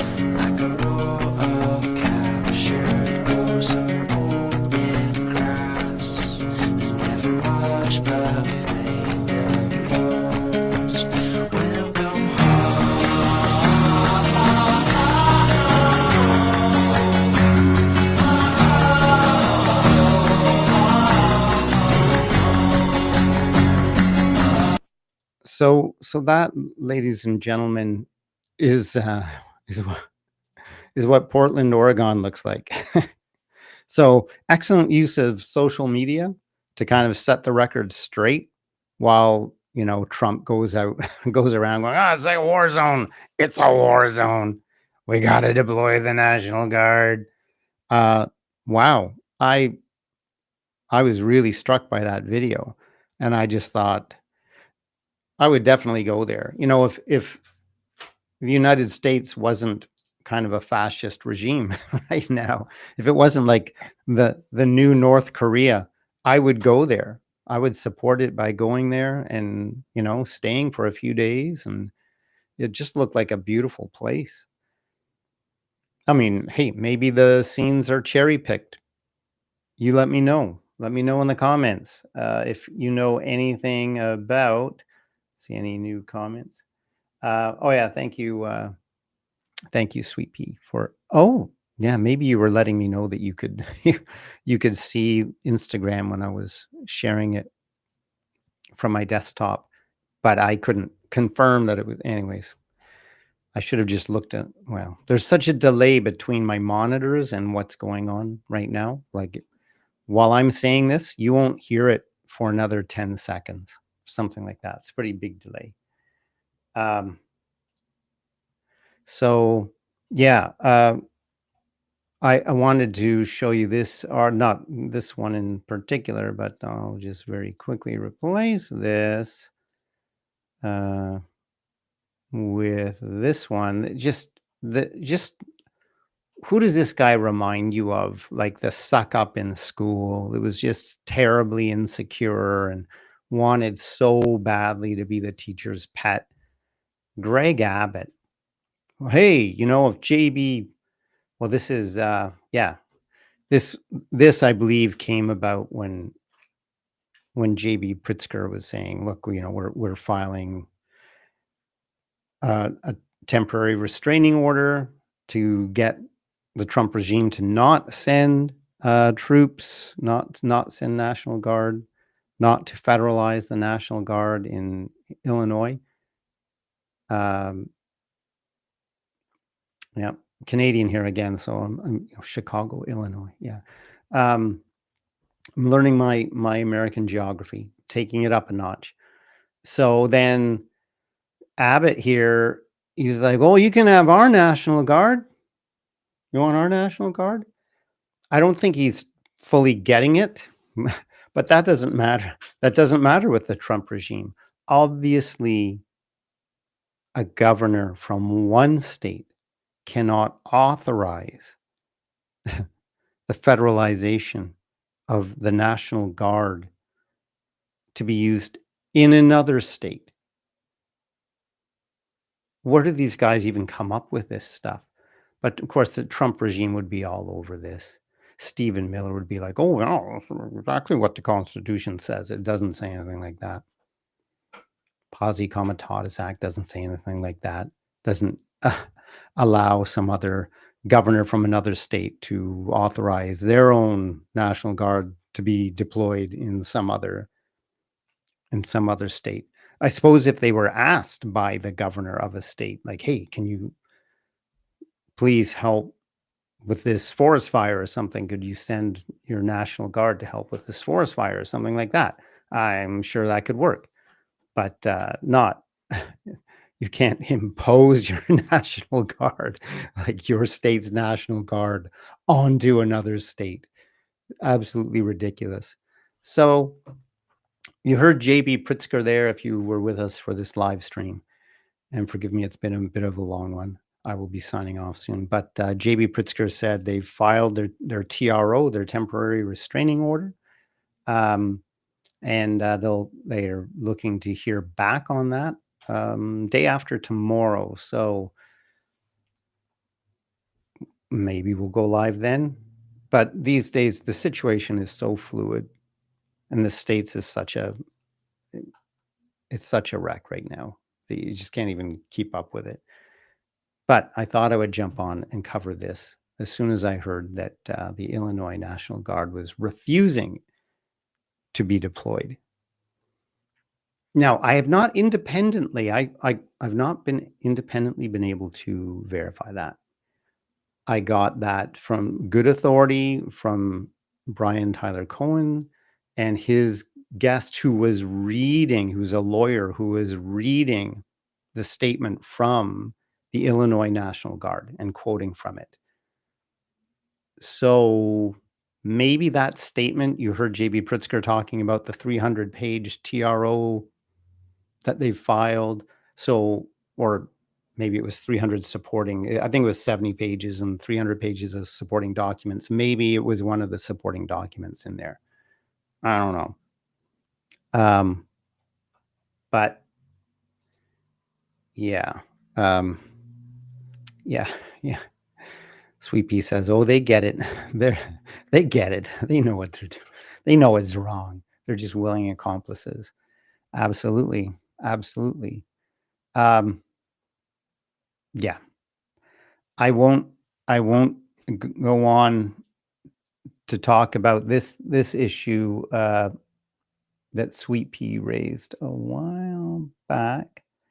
Let me just see if I can see it, find it.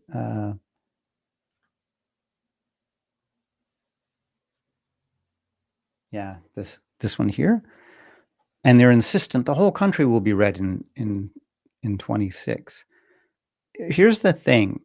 I'm going to sign off soon. I don't want to belabor this point, but one of the differences between this channel, which struggles, and other big channels is I will acknowledge that there's a great deal of evidence that the 2024 election was rigged by the Republicans. Now, can we say it's the Republican Party proper, or is it more isolated to the Trump campaign? It's really hard to say who's involved. But there's a great deal of evidence that says that the 2024 election is rigged. And usually when I do live streams, I show you the graphs and the data. You can see other live streams that are already up on my channel and other videos I've made examining that issue. So I will examine that issue. Other larger channels hesitate. They apparently don't want to take the risk, although David Pakman did pursue the issue and is going to pursue it some more. He had Nathan Taylor from the Election Truth Alliance on as a guest. And indeed, David Pakman mentioned that Nathan Taylor and the Election Truth Alliance is one of the most requested interviews from his viewers. So there's a great appetite out there to learn more about what happened in the 2024 election.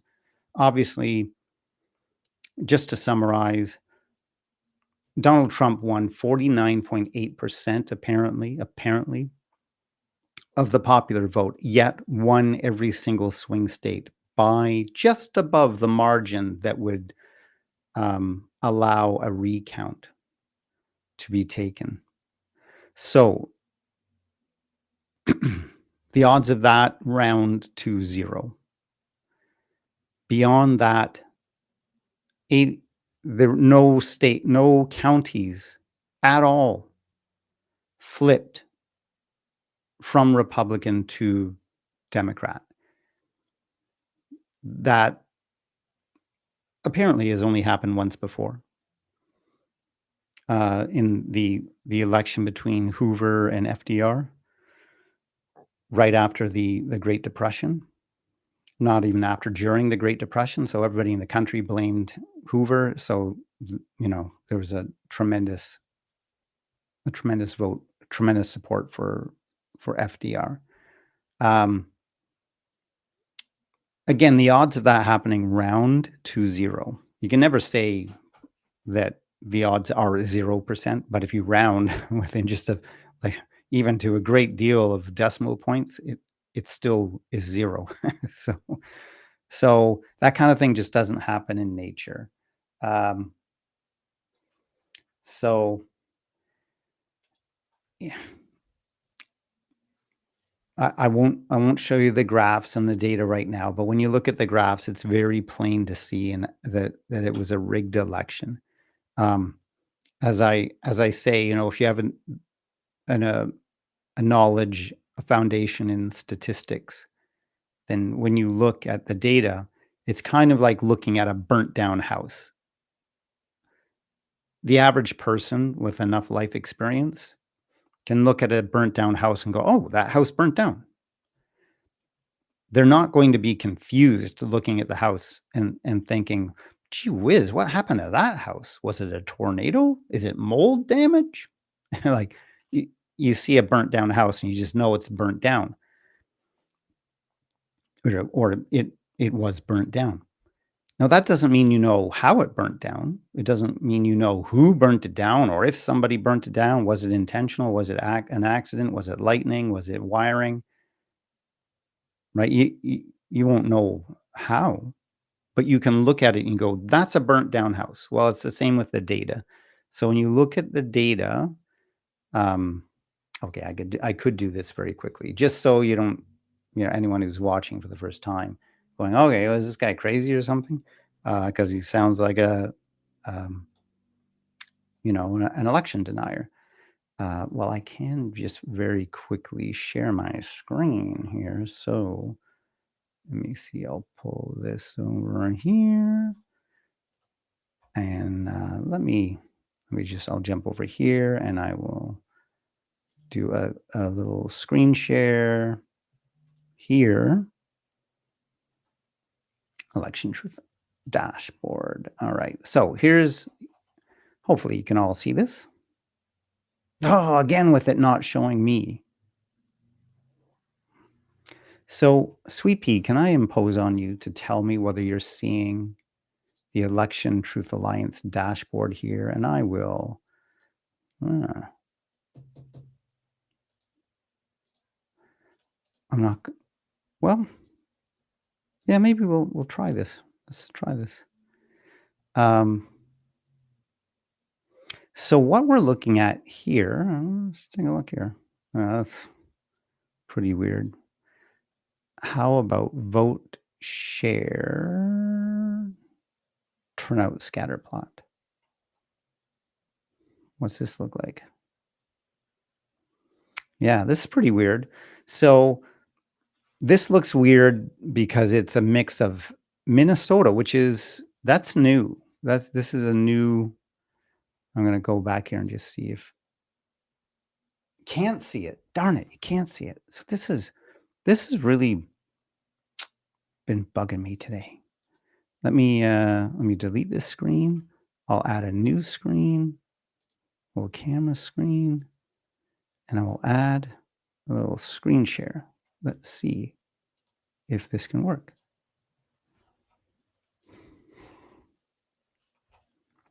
Definitely a whole lot of things going wrong today with this setup. Wow. Screen share. Why not? How about this one? What if I do this one? Is this working? Well, ladies and gentlemen, I don't know what to tell you.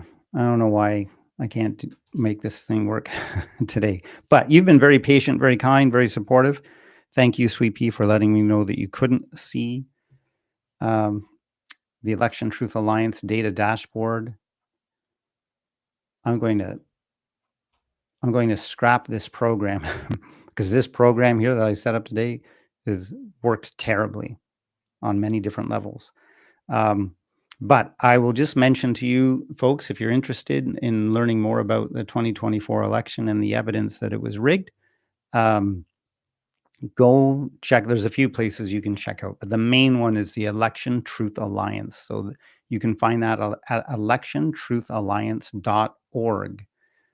And a really great tool that I was trying to show you, I can't seem to make it work today, is their data dashboard. And I'm just noticing that they've got Minnesota up there now. So up until now, or very recently, they've had Nevada, North Carolina, and Pennsylvania. Now, they don't have, wow. Yeah, this is interesting. They don't have all the, of course, all the counties. Maybe I shouldn't say, of course. Wow. So North Carolina, it looks like they've got all the counties. And Minnesota, it looks like they've got all the counties. But Nevada, they just have two counties. And Pennsylvania, still 3. So for the longest time, I was used to just seeing Nevada, Pennsylvania. I'm not even sure if, yeah, I don't know. But certainly, I think Minnesota is new, and it seems to have all the counties. So that's quite amazing. And if only I could show you what I'm looking at right now, you'd be amazed. But you can check that out yourself. Go to electiontruthalliance.org and basically, I've got another way maybe I can show you. I know I keep saying that I'm going to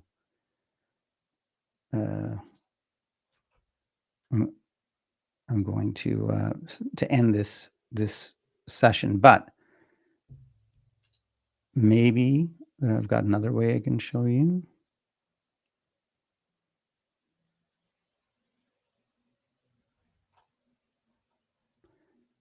If I could just grab. Here we go. What do we got? No, that's no good. No good. No good. That's not what I want.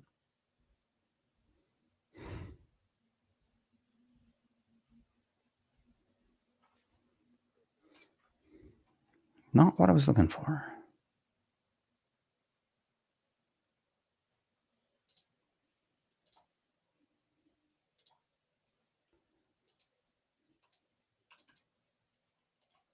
Forgive me, ladies and gentlemen. I'll see if I can get something up really fast. Give me 10 more seconds.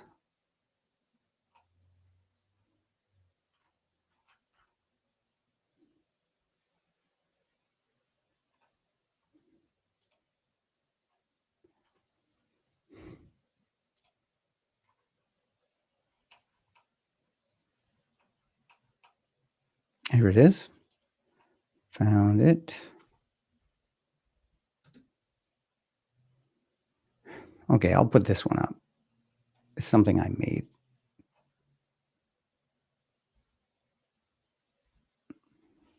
If it'll work.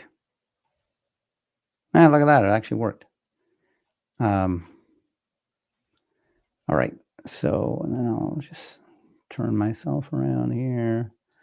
All right. So maybe I'll make this nice and big. So the purple, everything in purple I've added to this graph. But other than that, this came straight from the Election Truth Alliance at electiontruthalliance.org. So just jumping on to the comment that Sweet Pea made, where she was saying, in 2026, they're saying everything's going to be red. They're insisting the whole country will be red. Here's the problem. It will be. It will be. If you keep using the same election system, it will be. So remember I was saying, you look at the data, it's like looking at a burnt down house. Like, the house was burnt down. You might not know how or who did it or if anyone did it. So if somebody has some foundational knowledge of statistics, that this is a rigged election. If you organize candidate vote share, which is what we have on the y-axis, by number of votes per precinct, that's just raw number of votes per precinct.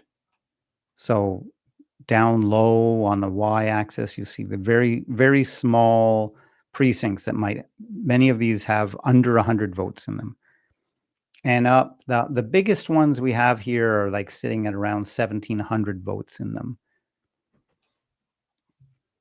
All right, so if you just organize them, just kind of line them up. Let's just organize all these precincts, and there's a whole lot of them here. Bear in mind that for every precinct, there's 2 dots, because there's 1 dot for Kamala Harris's share of the vote, and there's 1 dot for Donald Trump's share of the vote. So if one got 70%, the other one got 30%, roughly, notwithstanding any votes that independents received in this particular county. This is just Allegheny County in Pennsylvania. So if you line them up, what you should see is basically one candidate's vote share. Maybe it's sitting around, maybe their vote share is about 60%. It will hover around 60%. regardless of the number of votes in a ballot box. There will be variation, but the variation will be distributed around the central tendency. The central tendency doesn't change. Think about if you're measuring the height of men, fully grown men. So the average height of a fully grown man is 5'10". So if you take a small group here and a small group there and a small group there and get the average of each group, you'll get variation. But then if you collect more and more data and get a bigger group of men, maybe a group of 10 men, a group of 50 men, a group of 100 men, as the amount of data, the number of data points that you collect increases, it just pulls toward the mean. The mean or pulls towards the central tendency. The central tendency itself does not change because the reality doesn't change. The reality is the average height of a man is 5'10". So you can imagine how perplexed you would be if you just kept measuring the height of men. If that was your job, you're just the height measurer. And the more you measured, the taller they got. And you just imagine doing that. And you realize tomorrow when I measure the height of more men, they're just going to get taller.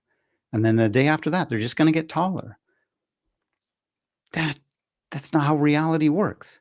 So when we organize all these precincts by number of votes, some precincts had 50 votes cast in them and some precincts had 1,700 votes.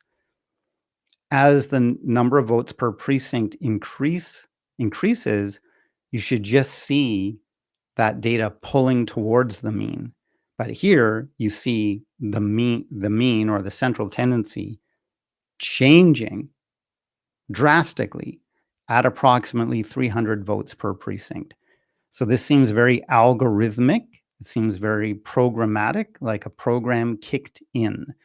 And indeed, you don't really see it here, but there's other graphs where you can kind of see that the program adjusts after so many votes. And because I haven't figured this out, but the impact of the algorithm seems to fade as more votes are cast, and then it has to be readjusted, and then it fades and it has to be readjusted. So I'm not really sure mathematically why that is, but it seems pretty apparent that the program kicked in at around 300 votes, and then it keeps adjusting. And some graphs show that more readily than others. So there you go. This, as Nathan Taylor from the Election Truth Alliance would point out, these red dots down here show what you might call an imperfect crime, in that they weren't able to get at all precincts for some reason. They don't believe, the data doesn't suggest actually that voting machines are manipulated. It seems to be the tabulation machines that are manipulated. But for whatever reason, it would seem that some voting machines, some precincts, maybe these precincts reported their results in different ways. I don't know, but the algorithm did not seem to infect or affect all precincts. So some were left behind. But we have a very good central tendency established up until 300 votes per precinct. For it to just suddenly change like that, that's crazy. That's just clearly ballot stuffing. So you can imagine if you stuff ballots into a ballot box, you might be thinking, haha, well, that's really clever. Like, I just added 100 more votes for my candidate into this ballot box. And you might be thinking, there's no fingerprint here. Nobody signs these. They don't have a number or anything attached to them. They can't know who cast these ballots. So it's a perfect crime. But what you might not be thinking about is you just added 100 more votes to the ballot box. And so ballot boxes, as you can see here, where Trump performed better, like dramatically better, he was like getting his butt handed to him at below 300 votes per ballot box. But then when ballot boxes got more votes in them, all of a sudden Donald Trump was winning. Do you see where I'm going with this? Why is he winning? Because they added more votes for him. That's why there's more votes in those ballot boxes. And that's why, if you see a correlation between more votes means more vote share for one particular candidate, you know something's wrong. You know somebody's messing with manipulating the results.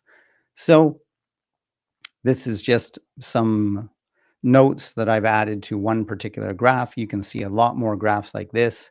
They're growing every day at electiontruthalliance.org. I'd also point out Smart Elections. That's another place you can check out. It's different. Smart Elections. It's not .org. Smart Elections.us. Smartelections.us. Check them out and take a look at the Common Coalition. And that is Common Coalition.com. So we've got .com, .org, and .us. And I, for the life of me, I can't keep them straight. So the Common Coalition.com. And that they don't, from what I can tell, they don't do original research. Smart Elections does original research and files their own law and files lawsuits.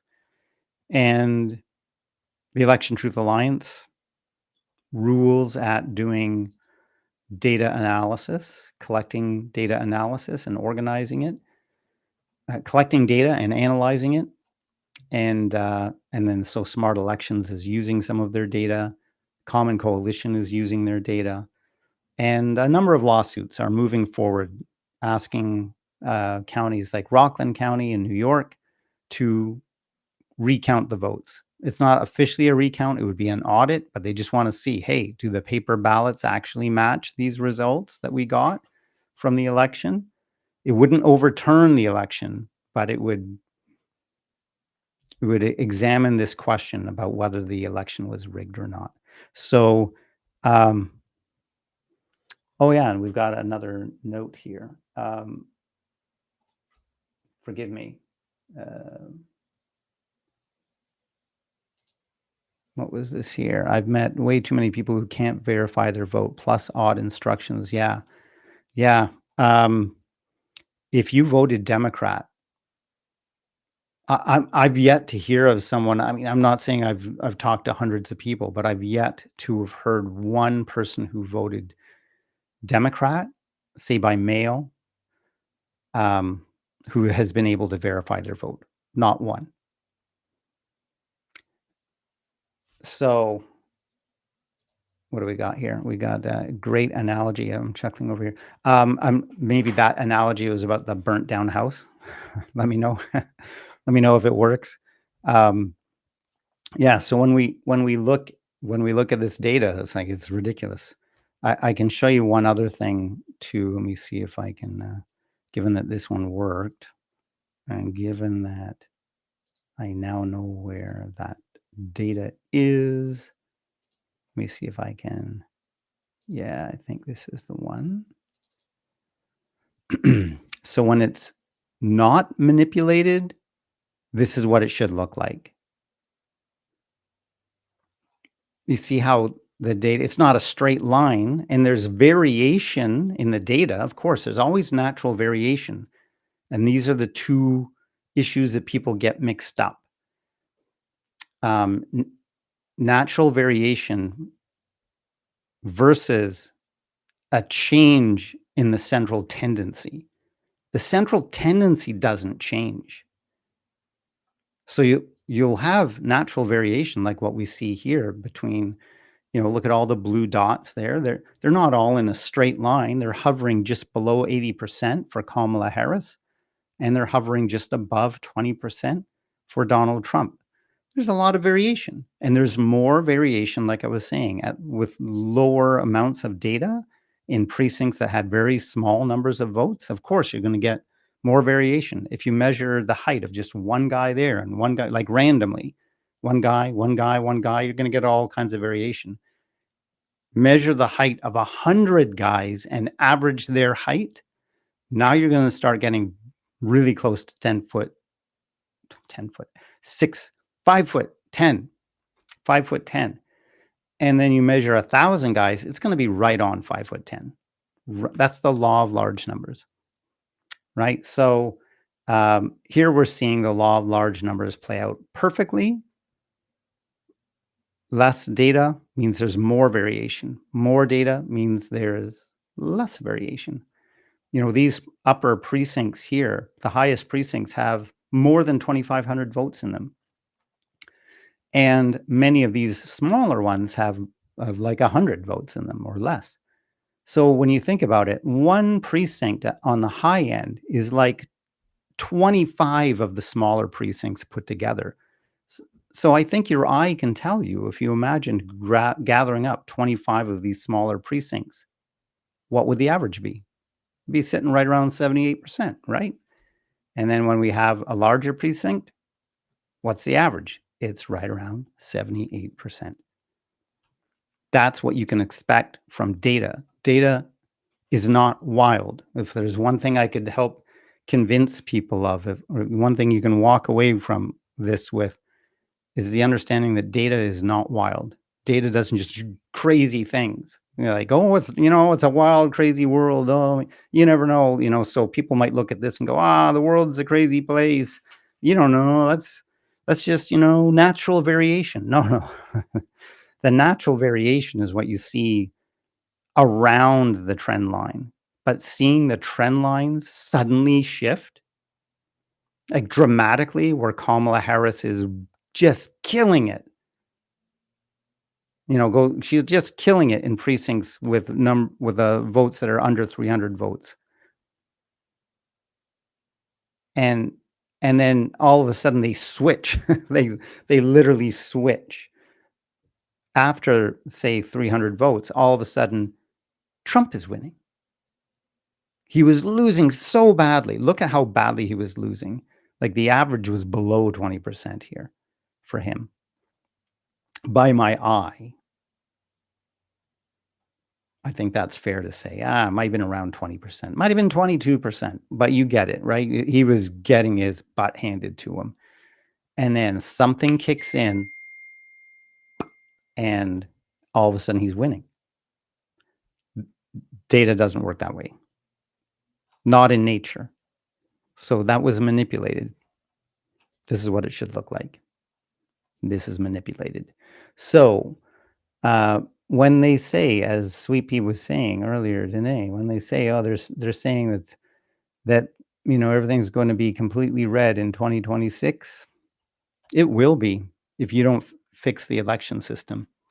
So that means getting behind organizations like the Election Truth Alliance, Smart Elections, the Common Coalition, supporting them, just even helping to spread, their social media posts, following them, liking and commenting upon and sharing their social media posts. That would be great. You can also donate to these places, but they're not-for-profit organizations. They're nonpartisan, not the Common Coalition. The Common Coalition is not a not-for-profit organization, and it is not nonpartisan, but Smart Elections and Election Truth Alliance are. You can donate to them. You can support them. They're the ones fighting for democracy right now. They're pretty much the only ones. I mean, there's lots of other people in their own way fighting for democracy, but they're actually trying to investigate what happened with the 2024 election. And indeed, the data suggests it's been happening since 2016. And when you stop and think about it, Donald Trump, in my view, could not pass the vetting process. When you vet certain people before you let them come to your party, before you let them before you employ them, before you make them a political candidate. You vet them, you look into them, and decide whether they'd be a good person to allow in. So he couldn't pass the vetting process to be a manager of a McDonald's. Just like, notwithstanding what you may or may not believe about the Epstein files and so on, you can all see the videos and so on online of people saying this is what he did to me, but some people just go, oh, they're liars, they're just saying that. But just take it from him. Just look at his statements alone, what he said on the Howard Stern show, for example. He was a regular on the Howard Stern show. Just look at his own statements. If a McDonald's was looking for a new manager and they looked at everything he said about himself on the Howard Stern show, they go, yeah, there's better candidates than this guy. We can't obviously put this guy in charge of people. How the heck does such a guy become the nominee, the presidential nominee for the Republican Party? Right? Ever think about that? How would that happen? They had to have some sort of assurance. In my view, they had some assurance that, don't worry, we've got it covered. We have a way to get this guy elected, but it has to be him. It has to be him, not another candidate. And why is that? Because if you look into the Steele dossier and you look into Project Crossfire Hurricane, you look into the Mueller report, Russia is enabling this. Russia is good at rigging elections. Vladimir Putin has been the head of state for 2 decades. He wins election after election. They know how to do it. It's a core competency for the Russian regime, for the Putin regime. And so they just had to find a guy who, again, in my view, they had to find a guy who would be willing to sell out his country to become the president. Such a guy is pretty rare, but I think they found their man in Donald Trump. So, yada, yada, yada.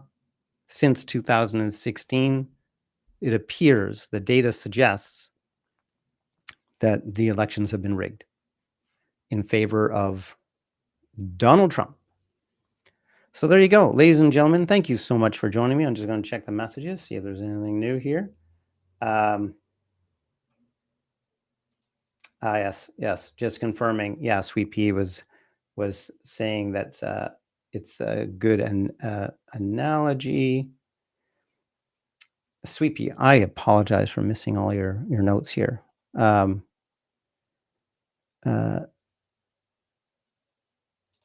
Sweet Pea is on top of this stuff. Yeah, Minnesota is new. There are comparisons between hand count and machine count tallies. Right. Okay. So I've got some work ahead of me there. And if I could share my screen, I'd look into it right now. But my goodness. Yeah, got to look into that. Thank you, Sweet Pea. And then everyone who can do a forensic audit just denies it could happen here. Yeah. And that's a whole other story. Like, why would Josh Shapiro, a Democrat, not allow a recount? So in my view, he knows something. He's implicated in some way. I don't know. I have faith that someday we will know what's going on. Yeah, and the Common Coalition is gathering plaintiffs for a class action suit, and I believe that is targeting the machines themselves, just saying we can't use these machines, like essentially creating a restraining order to not use the machines.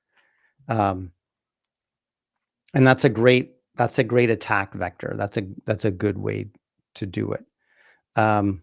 Sweet Pea also says, I would bet if it were free and fair, it would be about 70-30. Yeah, so the Common Coalition did some sort of analysis. I've corresponded with them about this analysis, just saying, well, how exactly did you do it? But in their analysis, they think it's 66-33. 66 that they believe Kamala Harris received 66% of the vote, which would be an all-time record. I don't believe any presidential candidate has cracked 60% of the popular vote in history. I think Ronald Reagan got 58%, and I think that's the highest. So it stands to reason in an unmanipulated election, an unrigged election, of course Harris would get like the record against Donald Trump. It's ridiculous, right? It's like a joke that he would even run. But why did he run? Because the data would suggest, the evidence suggests Russia was behind the rigging of this election, but they would only rig it for him because they've got to deal with him. And you can see what he's done. You know, he all of a sudden, the United States and Russia were allies, and then United States and their allies were enemies. So, you know, it's pretty clear that this deal has taken place. Sweepy also said it happened with help, blackmail, bribes. Yeah.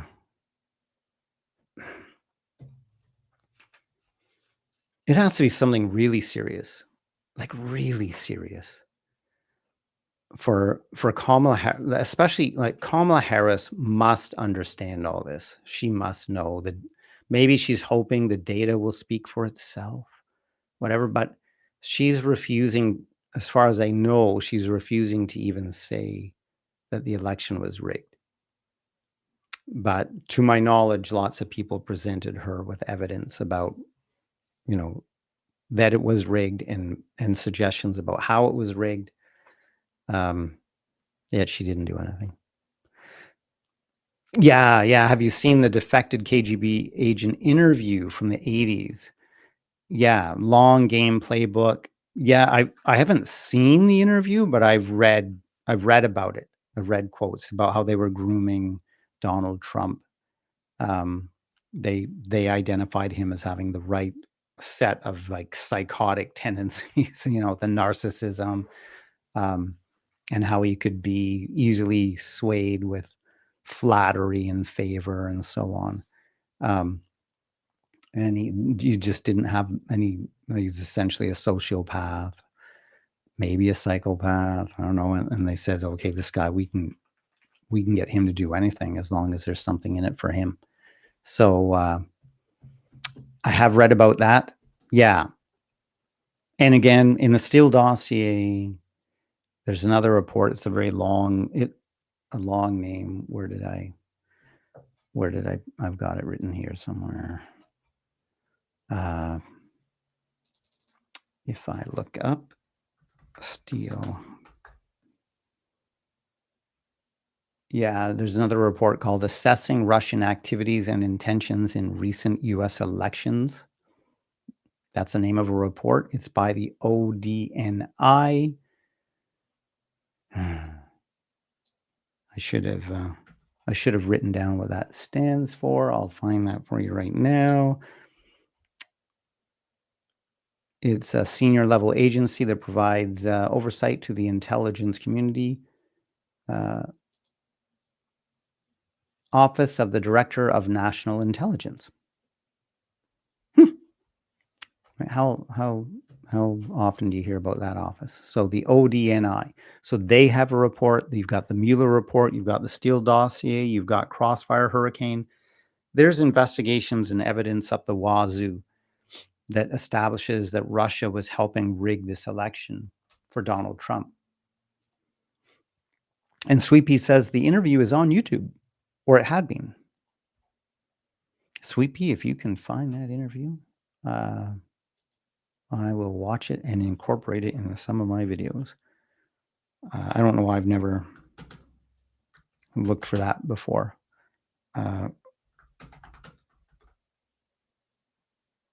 Let's see.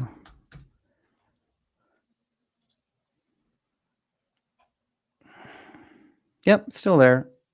There's a video called "Did Russia Recruit Trump in 1987?" Ex-Soviet officer makes